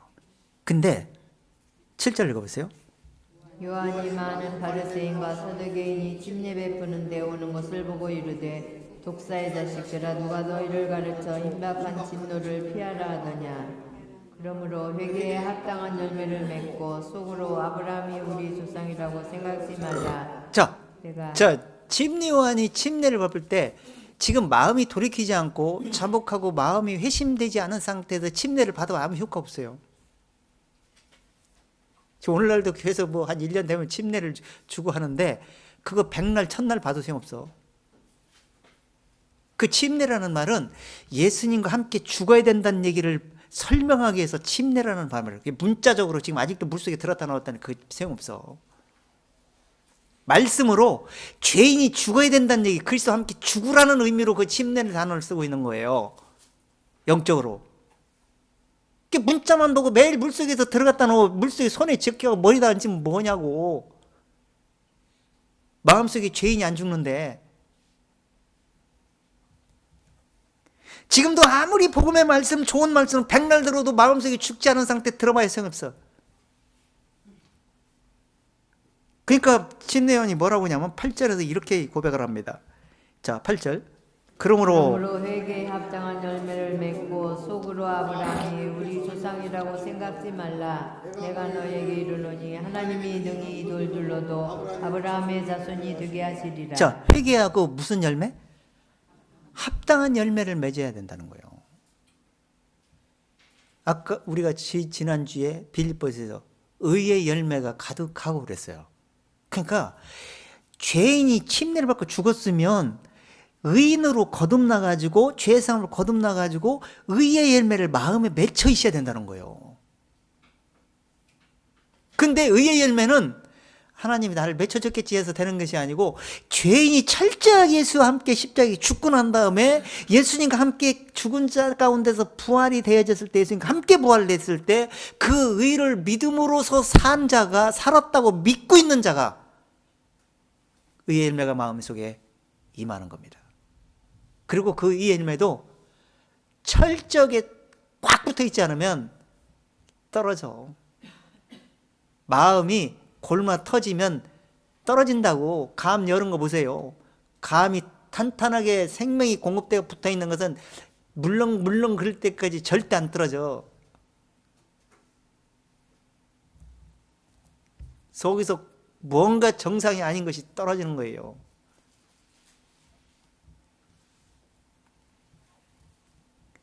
합당한 열매를 맺어야 된다는 거예요. 마음에 의로운 열매를 맺어야 된다는 거예요. 너 아브라함 믿음으로 이런 열매를 맺고 있는데 아브라함 뭐 그 믿음으로 영적인 걸 바라보지 못하고 육신적으로 뭐 아브라함 자손이네 착각하지 말라는 거예요. 이 돌멩이 하나로도 얼마나 많은 아브라함 같은 사람 만들 수 있는지 모른다. 하나님은 착각하지 말라는 거예요. 뭐 기독교인 뭐 흉내 낸다고 해서 기독교인 되는 것이 아니라는 거예요. 10절 이미 도끼가 나무 뿌리에 놓였으니 좋은 열매 맺지 아니하는 나무마다 썩어 찍어 불에 던지우리라. 도끼가 나무 뿌리에 놓였다는 그 얘기는 심판이 지금 놓여 있어요. 이 세상에 심판이. 이 심판이 놓여 있는데 어느 날 갑자기 이 세상 알곡과 쭉정이를 가릴 때 이 세상 심판이 일어납니다. 진노의 심판이 일어나. 그러고 나서 모든 사람이 죽고 나서 내세에서 영적 심판이 일어나는데 그것이 지옥에서 심판이 일어나. 지옥으로 심판받게 되는 거예요.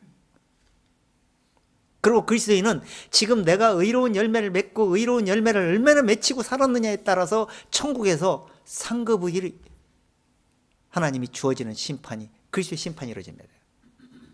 지금 우리가 뭐 그냥 적당히 하고 있으니까 천국 가면 뭐 적당히 뭔가 다 이거 아니요. 세상에서 노력 없이 된 거 없어. 천국도 우리가 얼만큼 했느냐에 따라 천국에서 대접이 받는 거예요. 물론 지옥 가는 건 낫겠지.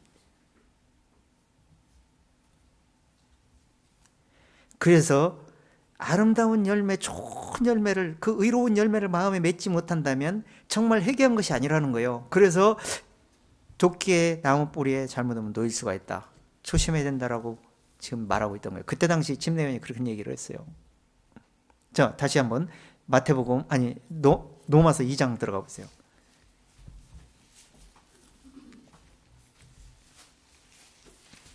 지금 뭐 적당히 그냥 말씀 듣고 모여서 하면 이거 되는 걸로 착각하면 안 됩니다. 철저히 연구하고 나를 분석하고 말씀에 비추어서 내가 지금 어떤 사람인지, 내가 지금 현재 말씀을 제대로 쫓고 있는지 잘 점검해 보셔야 됩니다. 남을 쳐다보지 마세요.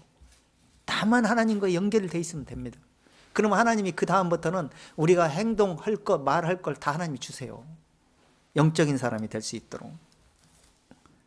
자, 2장 4절 한번 읽어보세요. 혹 네가 하나님의 인자하심이 너를 인도하여 회개케 하심을 알지 못하여 그의 인자하심과 용납하심과 길이 참으심의 풍성함을 멸시하느뇨. 다만 내 자, 보세요.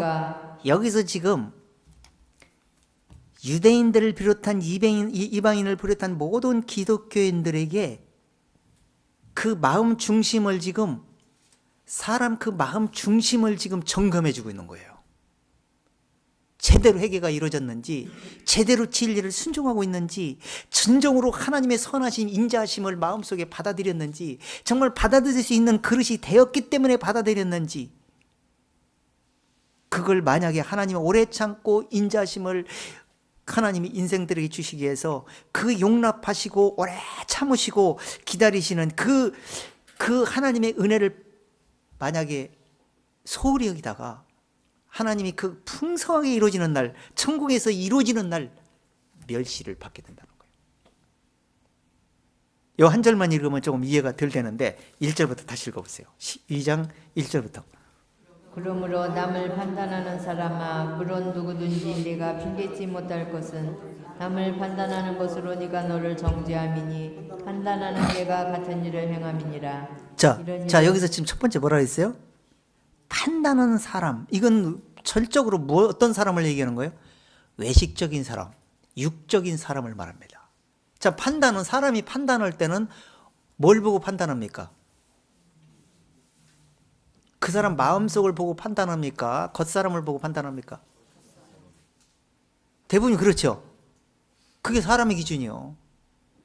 그 하나님의 기준은 뭐냐? 마음으로 보고 마음 중심을 보고 판단합니다. 그래서 제가 글 쓸 때도 사람이 보는 죄와 하나님이 보는 죄는 다르다. 그 주제로 글 올린 게 있어요. 교회 홈페이지에 올려져 있어요. 그거를 철저하게 내 마음을 점검해 보셔야 돼. 근데 월챙이적 생각을 하지 못하고 사람들은 어떤 생각을 하냐? 자기 육신의 기준으로 판단하기를 좋아합니다. 아니, 그게 또 사단의 요구고 내 육신의 요구예요. 그렇게 해서 세상에 살아가게 되는데, 자, 2절. 이런 일을 행하는 자에게 하나님의 판단이 진리대로 되는 줄 우리가 아노라. 자, 이런 일을 행할 때 하나님의, 여기 지금 하나님의 판단이라고 하는데 이건 하나님의 심판으로 나와요. 저 킹제임스에 보면 하나님의 심판이 진리대로 되는 줄을 우리가 안다. 이게 왜냐면 하나님의 진리대로, 성경의 진리가 어떻게 기록됐어요? 마음을 감찰하시고 하나님은 외모로 보지 않으니까 사람을 외모로 보지 마라. 이게 베드로도 그런 얘기했죠. 마태복음 예수님도 그랬고 성경 요수에서 다 나오잖아. 3절. 이런 일을 행하는 자를 판단하고도 같은 일을 행하는 사람아, 내가 하나님의 판단을 피할 줄로 생각하느냐. 자, 이렇게 내가 판단하고 그러면 나는 잘하고 있다고 착각 속에 빠질 수가 있는데 절대 그렇지 않다는 거예요. 하나님의 판단을 너도 그 마음대로 받게 될 거야. 그 마음 중심대로 받게 될 거라는 거예요. 이게 무서운 말씀입니다.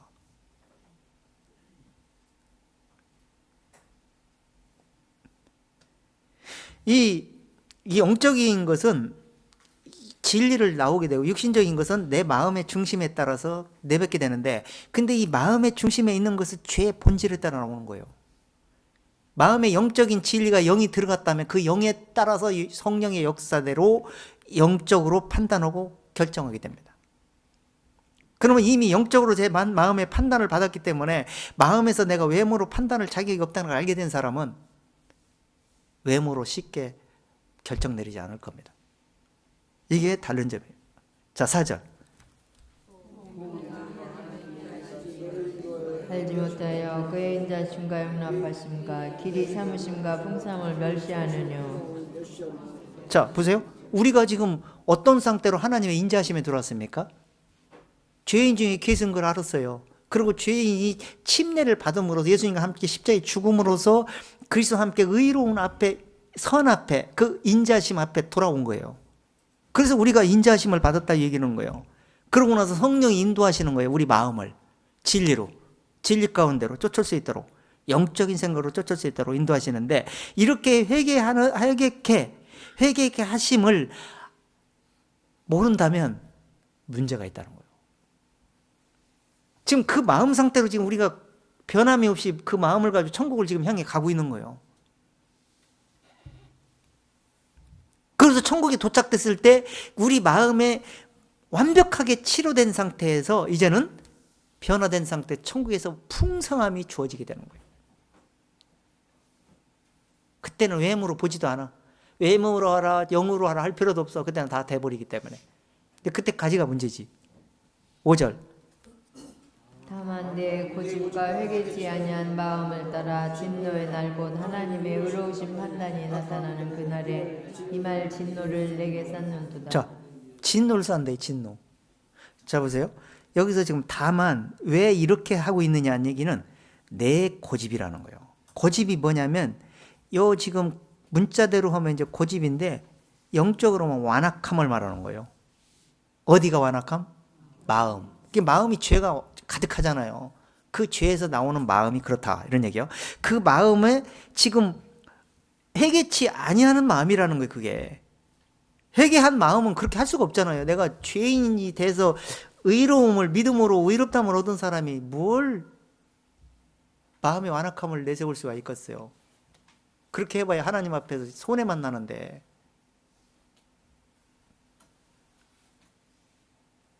그래서 이 마음을 완악한 마음이 아니라 겸손한 마음으로 오직 주님 안에서 내가 되었다는 사실을 늘 인정하면서 믿음으로 마음을 자기 자신을 돌아보고 살아가는 그런 중심이 되겠죠. 그래서 그러면서 뭐라 했어요? 진노의 날, 만약에 이렇게 되지 않았을 때 진노의 날일 때 그 의로우신 판단이 심판이 나타나는 그날에 진노를 내가 받게 될 거라는 거예요. 쌓다가는 6절 하나님께서 각 사람에게 그 행한 대로 부응하시되 참고 선을 행하여 영광과 존귀와 썩지 아니함을 구하는 자에게는 영생을 하시고. 하나님이 그 행한 대로 부응하시되 갚아준다는 거예요. 갚아주는데 참고 선을 행하는 자, 그 말은 육신의 생각대로 하지 아니하고 영적인 선한 행위 생각대로, 영적인 생각대로 하는 자에게는 하나님 어떻게 한다는 거예요? 영광과 존귀와 썩지 아니할 것을 구하는 자에게 영생으로 주시겠다는 거예요. 하나님 영적인 생각을 쫓는 사람은, 그 다음에 오직 육신적인 생각은 어떤 건가요? 육신적 8절 오직 당을 지어 진리를 쫓지 아니하고 불의를 쫓는 자에게는 노와 분으로 하시리라. 자, 오직 당을 지어 진리를 쫓지 않고 불의를 좋아하는 자에게는 노와 분으로 하시리라는 거예요. 이게 지금 세상 사람의 기준이에요. 세상은 다 이렇게 하고 살아오고 있어요. 우리도 저는 옛날에 그런 사람이었어요. 그런 걸 알고 나서 깨닫고 나서 절대 그러면 안 되는 걸 알게 됐어요. 근데 그걸 듣고 확인하고 나서 다시 이렇게 돌아가 버리면 안 된다는 거예요. 그러니까 지금 이 육신적인 영을 쫓지 않을 때는 무슨 일이 일어나냐면 오직 당을 진다는 것은 자꾸 갈라내는 거. 파당을 짓고 선을 긋고 구분하고 해가지고 니파 내파, 자기 마음에 드는 사람에게는 쑥덕쑥덕, 안 맞는 사람은 또 쑥덕쑥덕 이렇게 해서 구분을 시키는 거야 이게. 그러니까 오늘날도 교회들이 수많은 교파들이 갈라지는 거야. 정치도 수많은 당파에서 맨 이름만 바꾸고 인간 중심이 안 바뀌는데 이름만 바뀐다고 돼? 그냥 뭔가 잘하는 척하면 또 속아갖고 또 찍어주고 그러니까 이게 우리나라 같이 이렇게 서로 못 잡으면서 흥얼대는 나라가 없어. 이게 육신적이 강한 나라가 없어. 전 세계 쳐다봐도. 또 기독교인도 그런 기독교인이 그렇게 많은 기독교인, 대한민국 같이 많은 기독교인이 없어. 지금 전 세계를 쳐다봐도.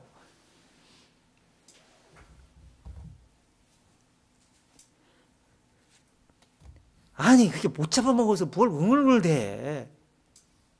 아니 뭐 이렇게 서로가 그럴 필요가 뭐가 있어. 말씀 안에 돌아오면 말씀 안에서 쫓아는 중심으로 돼버리면 그 이상 좋은 게 뭐 어디가 있어. 그런데 육신을 사단이 계속 욕을 하다 보니까 이 본성에 따라서 이렇게 다투는 일을 하게 되고 진리를 쫓지 그런 중심으로 이렇게 할 수 있는 그런 소지가 많이 있게 되는 겁니다. 저 역시도 많이 있어요. 참는 거예요. 내 마음을 쳐다보니까 그럴 자격도 없고 또 그려봐야 시험만 들게 되고 육신의 생각만 앞서게 되고 진리가 역사하지 않게 되기 때문에 인내하는 겁니다. 자, 9절 악을 행하는 사람의 영에게 환난과 공고가 있으리니 첫째는 유대인에게요 또한 헬라인에게며 선을 행하는 사람에게는 영광과 존귀와 평강이 있으리니 첫째는 유대인에게요 또한 헬라인에게라. 자, 그러니까 결론을 내리길 뭐예요? 만약에 진리를 못 깨닫고 악을 행하는 각 사람은 그 영혼에게, 이 혼으로 나오는데, 그건 뭐냐면 육신의 생각으로 계속 쌓여. 사람들은 영이 진리를 깨달음으로 쌓으면 정말 좋을 텐데, 혼이 쌓으면 내 생각이 그래서 쌓아가지고 쌓은 대로 갚게 되는 거예요, 결국에는. 근데 이것이 나중에 그대로 갚으심을 받게 될 건데, 유대인도 이방인도 다 그렇게 될 거라는 거예요. 하나님이 그렇게 판단하고 결정 내릴 거라는 거예요.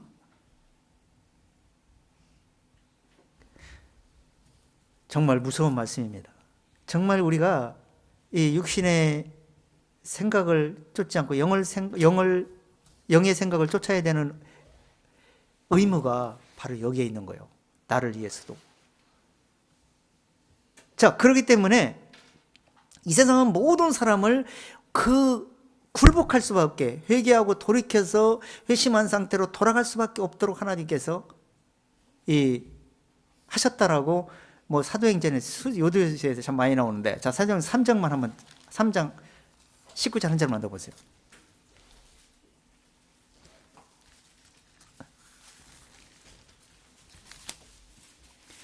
그래서 지금 우리가 지금 어떤 상태로 지금 있는지, 어떤 상태로 지금 이 세상을 살다가 천국에 가야 되는지, 천국 가서 어떤 일이 벌어지는지를 지금 말하고 있는 거예요. 3장 19절 한번 읽어보세요. 19절. 그러므로 너희가 회개하고 돌이켜 너희 죄 없이함을 받으라. 이같이 하면 유쾌하게 되는 날이 주 앞으로부터 이를 것이요 또 주께서 너희를 위하여 예정하신 그리스도 곧 예수를 보내시리니 하나님이 영원전부터 거룩한 선지자의 입을 의탁하여. 자 보세요. 어떻게 했어요? 회개하고 어떻게 하라고? 회개하고 죄 없이함을 받으라는 거예요. 그 회개하고 죄 없이함을 받으니까 우리 마음속에 죄 아주 없이 깨끗하게 죄도 안 나오게 하라는 얘기가 아니에요. 그렇게 될 수도 없어. 그런 얘기를 하는 게 아니고, 지금 영적으로 말씀하시는데, 지금 죄 없이함을 받으라는 것은 그리스도께서 죄 없이함을 해놨는데, 그리스도와 함께 십자가에 죽고 침례를 받고 그 다음에 그 의로 복음을 깨닫고 마음속에 회심한 마음에 그 의로움을 받아들이라는 얘기예요. 그러면 깨끗함을 받겠다는 거예요.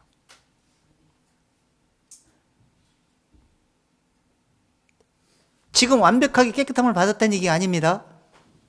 언제 깨끗함을 받는다는 거예요? 지금 깨끗함을 받은 마음을 그대로 유지해서 천국 도착했을 때 그렇게 된다는 얘기를 하는 거예요, 지금.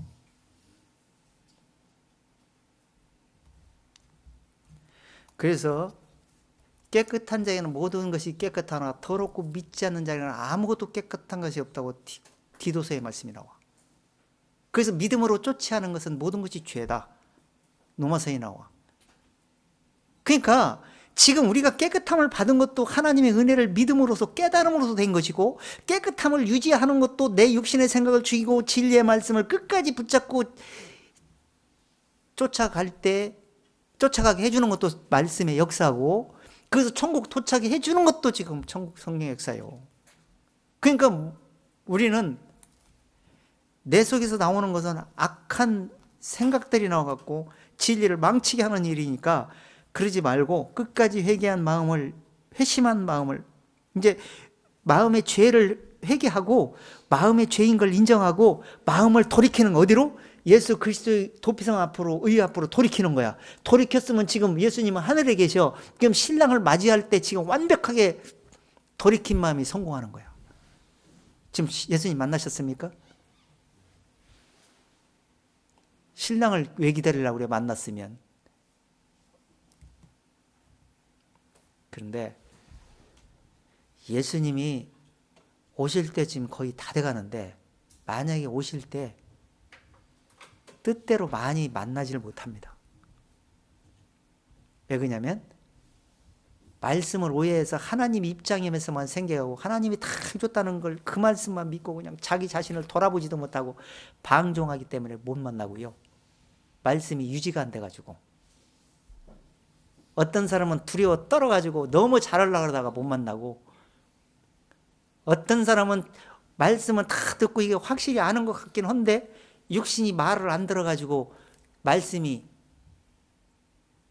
열매를 맺지 못하게 만들어가지고 자신도 모르게 머리로만 알고 있다가 지식권으로 망합니다.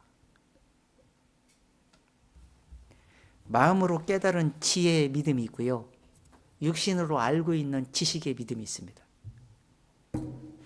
그걸 착각하면 안 됩니다. 여러분들도 두 가지 중에 하나를 가지고 갈 겁니다. 지금은 잘 모를 거예요. 깨달으면 압니다. 하나님 앞에서 드러나게 됩니다. 자, 다시 본문으로 넘어오세요. 자, 20절. 20절부터 다 읽어보세요. 나의 간절한 기대와 소망을 따라 아무 일에든지 부끄럽지 아니하고 오직 전과 같이 이제도 온전히 담대하여 살든지 죽든지 내 몸에서 그리스도가 존귀 되게 하려 하나니 이는 내게 사는 것이 그리스도니 죽는 것도 유익합니다. 그러나 만일 육신으로 사는 이것이 내 일의 열매일진데 무엇을 가지려는지 나는 알지 못하노라. 내가 그 두 사이에 끼었으니 떠나서 그리스도와 함께 있을 욕망을 가진 더욱 좋으나. 자, 우리 빌립보서 이제 3장이 들어가면 내가 이미 얻었담다니요 온전히 이뤘담다니라 어찌하든지 내가 부활에 이르려 함이라.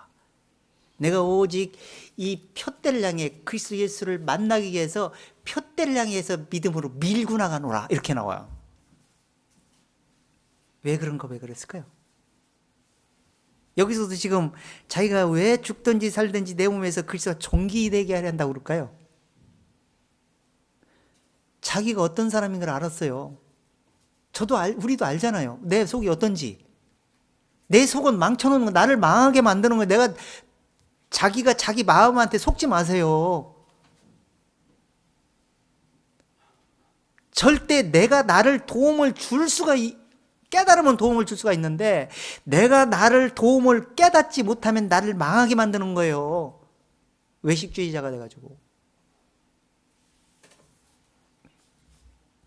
얼마나 육신이 간사해가지고 육신이 자기 육신의 생각대로 가기를 원하는 줄 아세요? 영적인 생각을 망하게 만들고. 그래서 말씀을 그 이스라엘 사람들이 그래서 망한 거 아닙니까? 팥종이가 뜯어먹고 메뚜기가 뜯어먹고 해갖고 진리 이파리를 다 뜯어먹고 나니까 열매를 맺을 수가 없잖아. 그러면서도 지식으로는 열매가 이파리가 많은 줄 알아.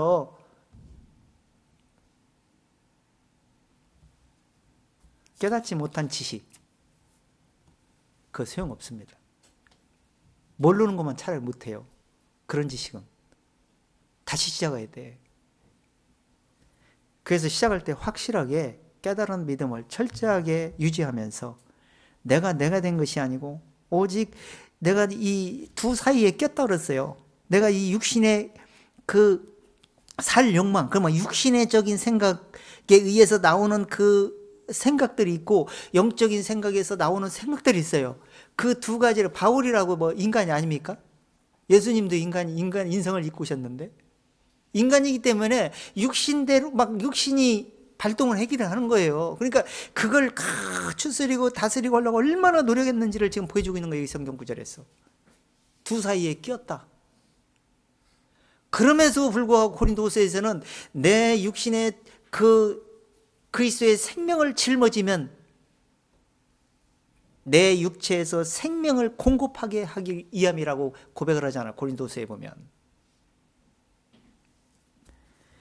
그래서 지금 바울이 철저하게 자기는 죽는 것도 유익하고 사는 것도 유익하다 이렇게 하면서 고백하는 것은 자기는 분명히 그 회심해가지고 회개하고 회심해서 하나님 나라에서 회개가 완성되면서 그 내 마음의 깨끗함을 받은 믿음을, 말씀을 내 속에 담고 그 의로운 보화를 가지고 끝까지 천국까지 독차될 믿음이 확실히 있기 때문에 그런 고백을 한 거예요.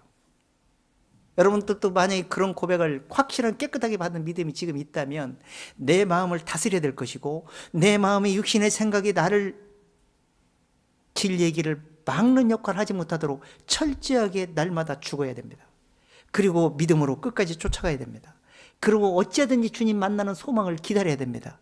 그리고 주님 만나는 날 내 소망이 이루어지는 날이요, 내가 영적으로 그동안 말씀으로 듣고 교훈하고 이 말씀을 내가 지금 알고 가는 말씀들이, 깨달은 말씀들이 그때 완성되는 것이구나. 분명히 이걸 염두에 두고 사셔야 됩니다. 그래서 소망으로 구원 얻었다고 그랬어요, 바울은. 그 차라리 몸을 떠나 주와 함께 거했으면 좋겠다고 고린도서에 말합니다. 그러나 거하든지 떠나든지 주를 기쁘시는 자 되기를 원하노라고 바울은 고린도서에서 고백합니다. 그러니까 우리가 지금 살고 있는 것이 나를 기쁘게 하려고 사는 게 아니에요. 그렇게 하려고 살라고 하지 마세요. 그게 바로 육신의 생각이야. 주를 기쁘시게 할 것이 뭔지 분별하면서 주를 기쁘시게 하려고 하세요. 자꾸 이렇게 분파 만들지 말고. 그걸 돌아보고 끝까지 믿음으로 살아야 됩니다. 그리고 우리 중에 누구든지 자기를 위해 사는 자 없고 자기를 위해 죽는 자도 없다 있어요. 이젠 내 것이 아니에요. 기독교인은 그리스도 겁니다. 그리스도 안에 죽어서 그리스도와 함께 살았으면 내가 죽으면 살 수 있습니까? 내가 죽으면 그냥 사형 선고 지옥 형벌이야. 근데 예수님이 죽었다가 그 신성이 살아나가지고 나를 대신 살려줬다라고 말씀을 은혜로 주시고 있잖아. 그걸 내가 믿음으로 살 수 있는 그 은혜 아래에 있다는 것이 얼마나 좋은 줄 아세요? 이걸 못 깨닫고 있는 사람 얼마나 불행한지 몰라. 스태프가 끊어지는 순간 끝이야. 온 전환을 돈 다 얻었어도 휴지 조각 될 날이 돌아와. 이 세상은.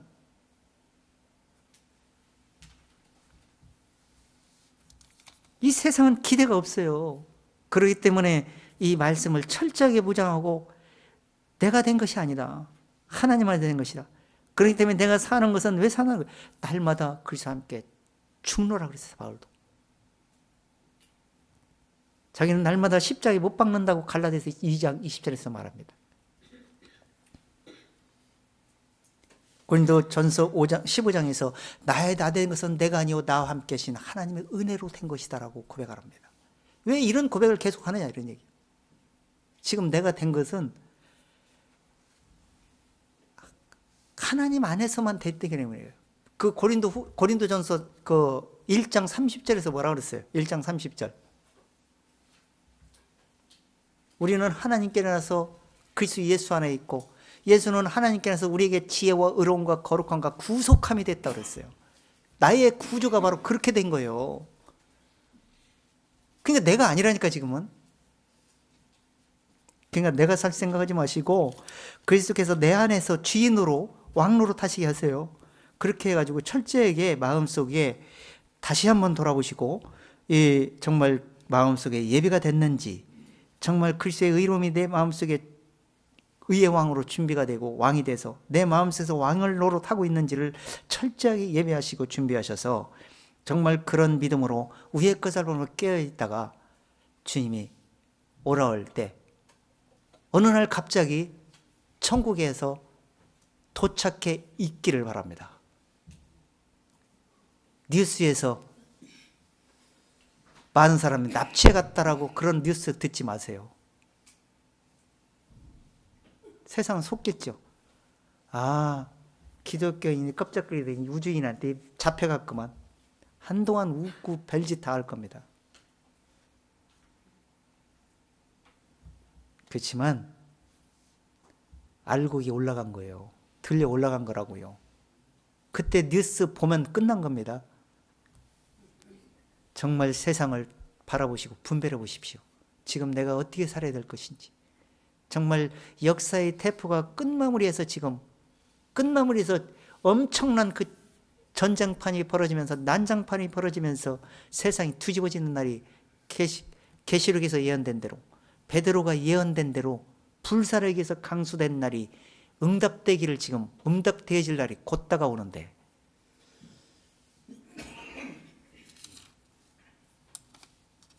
육신 때문에 내 영적인 생각을 망하면 안 되잖아요. 육신의 생각으로는 절대 하나님 기쁘시게 할 수 없다는 것을 오늘 말씀에서 확인된 것처럼 끝까지 내가 다 된 것이 아니고 내가 지금 깨끗하게 된 것도 아니고 정말 의의 보자기에 쌓여있는 상태구나. 네 발 가진 짐승에 불과한 것이구나. 내가 주님 나라 갈 때까지 정말 네 발 가진 짐승이 정말 하나님이 나를 깨끗하게 해줬다는 사실을 믿음으로 끝까지 보호를 받다가 천국에서 보자기에 부르는 날 의인으로 나오시길 바랍니다. 마치겠습니다. 하나님 아버지, 우리는 부족하고 죄인 중에 괴수, 우리는 아무것도 할 수 없는 인간인 것을 말씀을 통해서 늘 확인해 봅니다. 그런 우리를 하나님께서 이런 말씀들을 들을 수 있게 해주시고 또 깨닫게 해주시고 들을 길을 열게 해주셔서 이런 말씀들이 믿어지게 해주심을 감사합니다. 이런 말씀을 마음으로 믿음으로 소유한 것이지 현실로 되지 아니한 것을 분명히 알고 끝까지 믿음으로 쫓아갈 수 있기를 원합니다.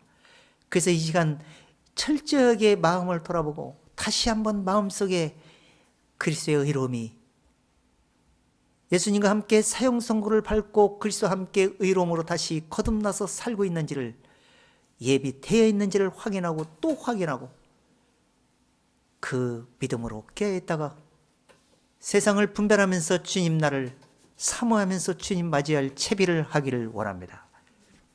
정말 말씀을 어린아이같이 순전한 마음으로 사모하고 정말 처음 사랑을 잃어버렸는지 다시 한번 돌아보고 내가 아직도 창성한 것처럼 착각 속에 빠져서 나를 내 속에 그리스도가 된 것이 아니고 내가 돼서 나를 높이고 내가 잘난 것처럼 착각 속에 빠져 있지 않은지 철저하게 마음을 돌아보는 우리 모두가 되어지기를 원하옵고 살아계신 주 예수님의 으로 감사하옵나이다.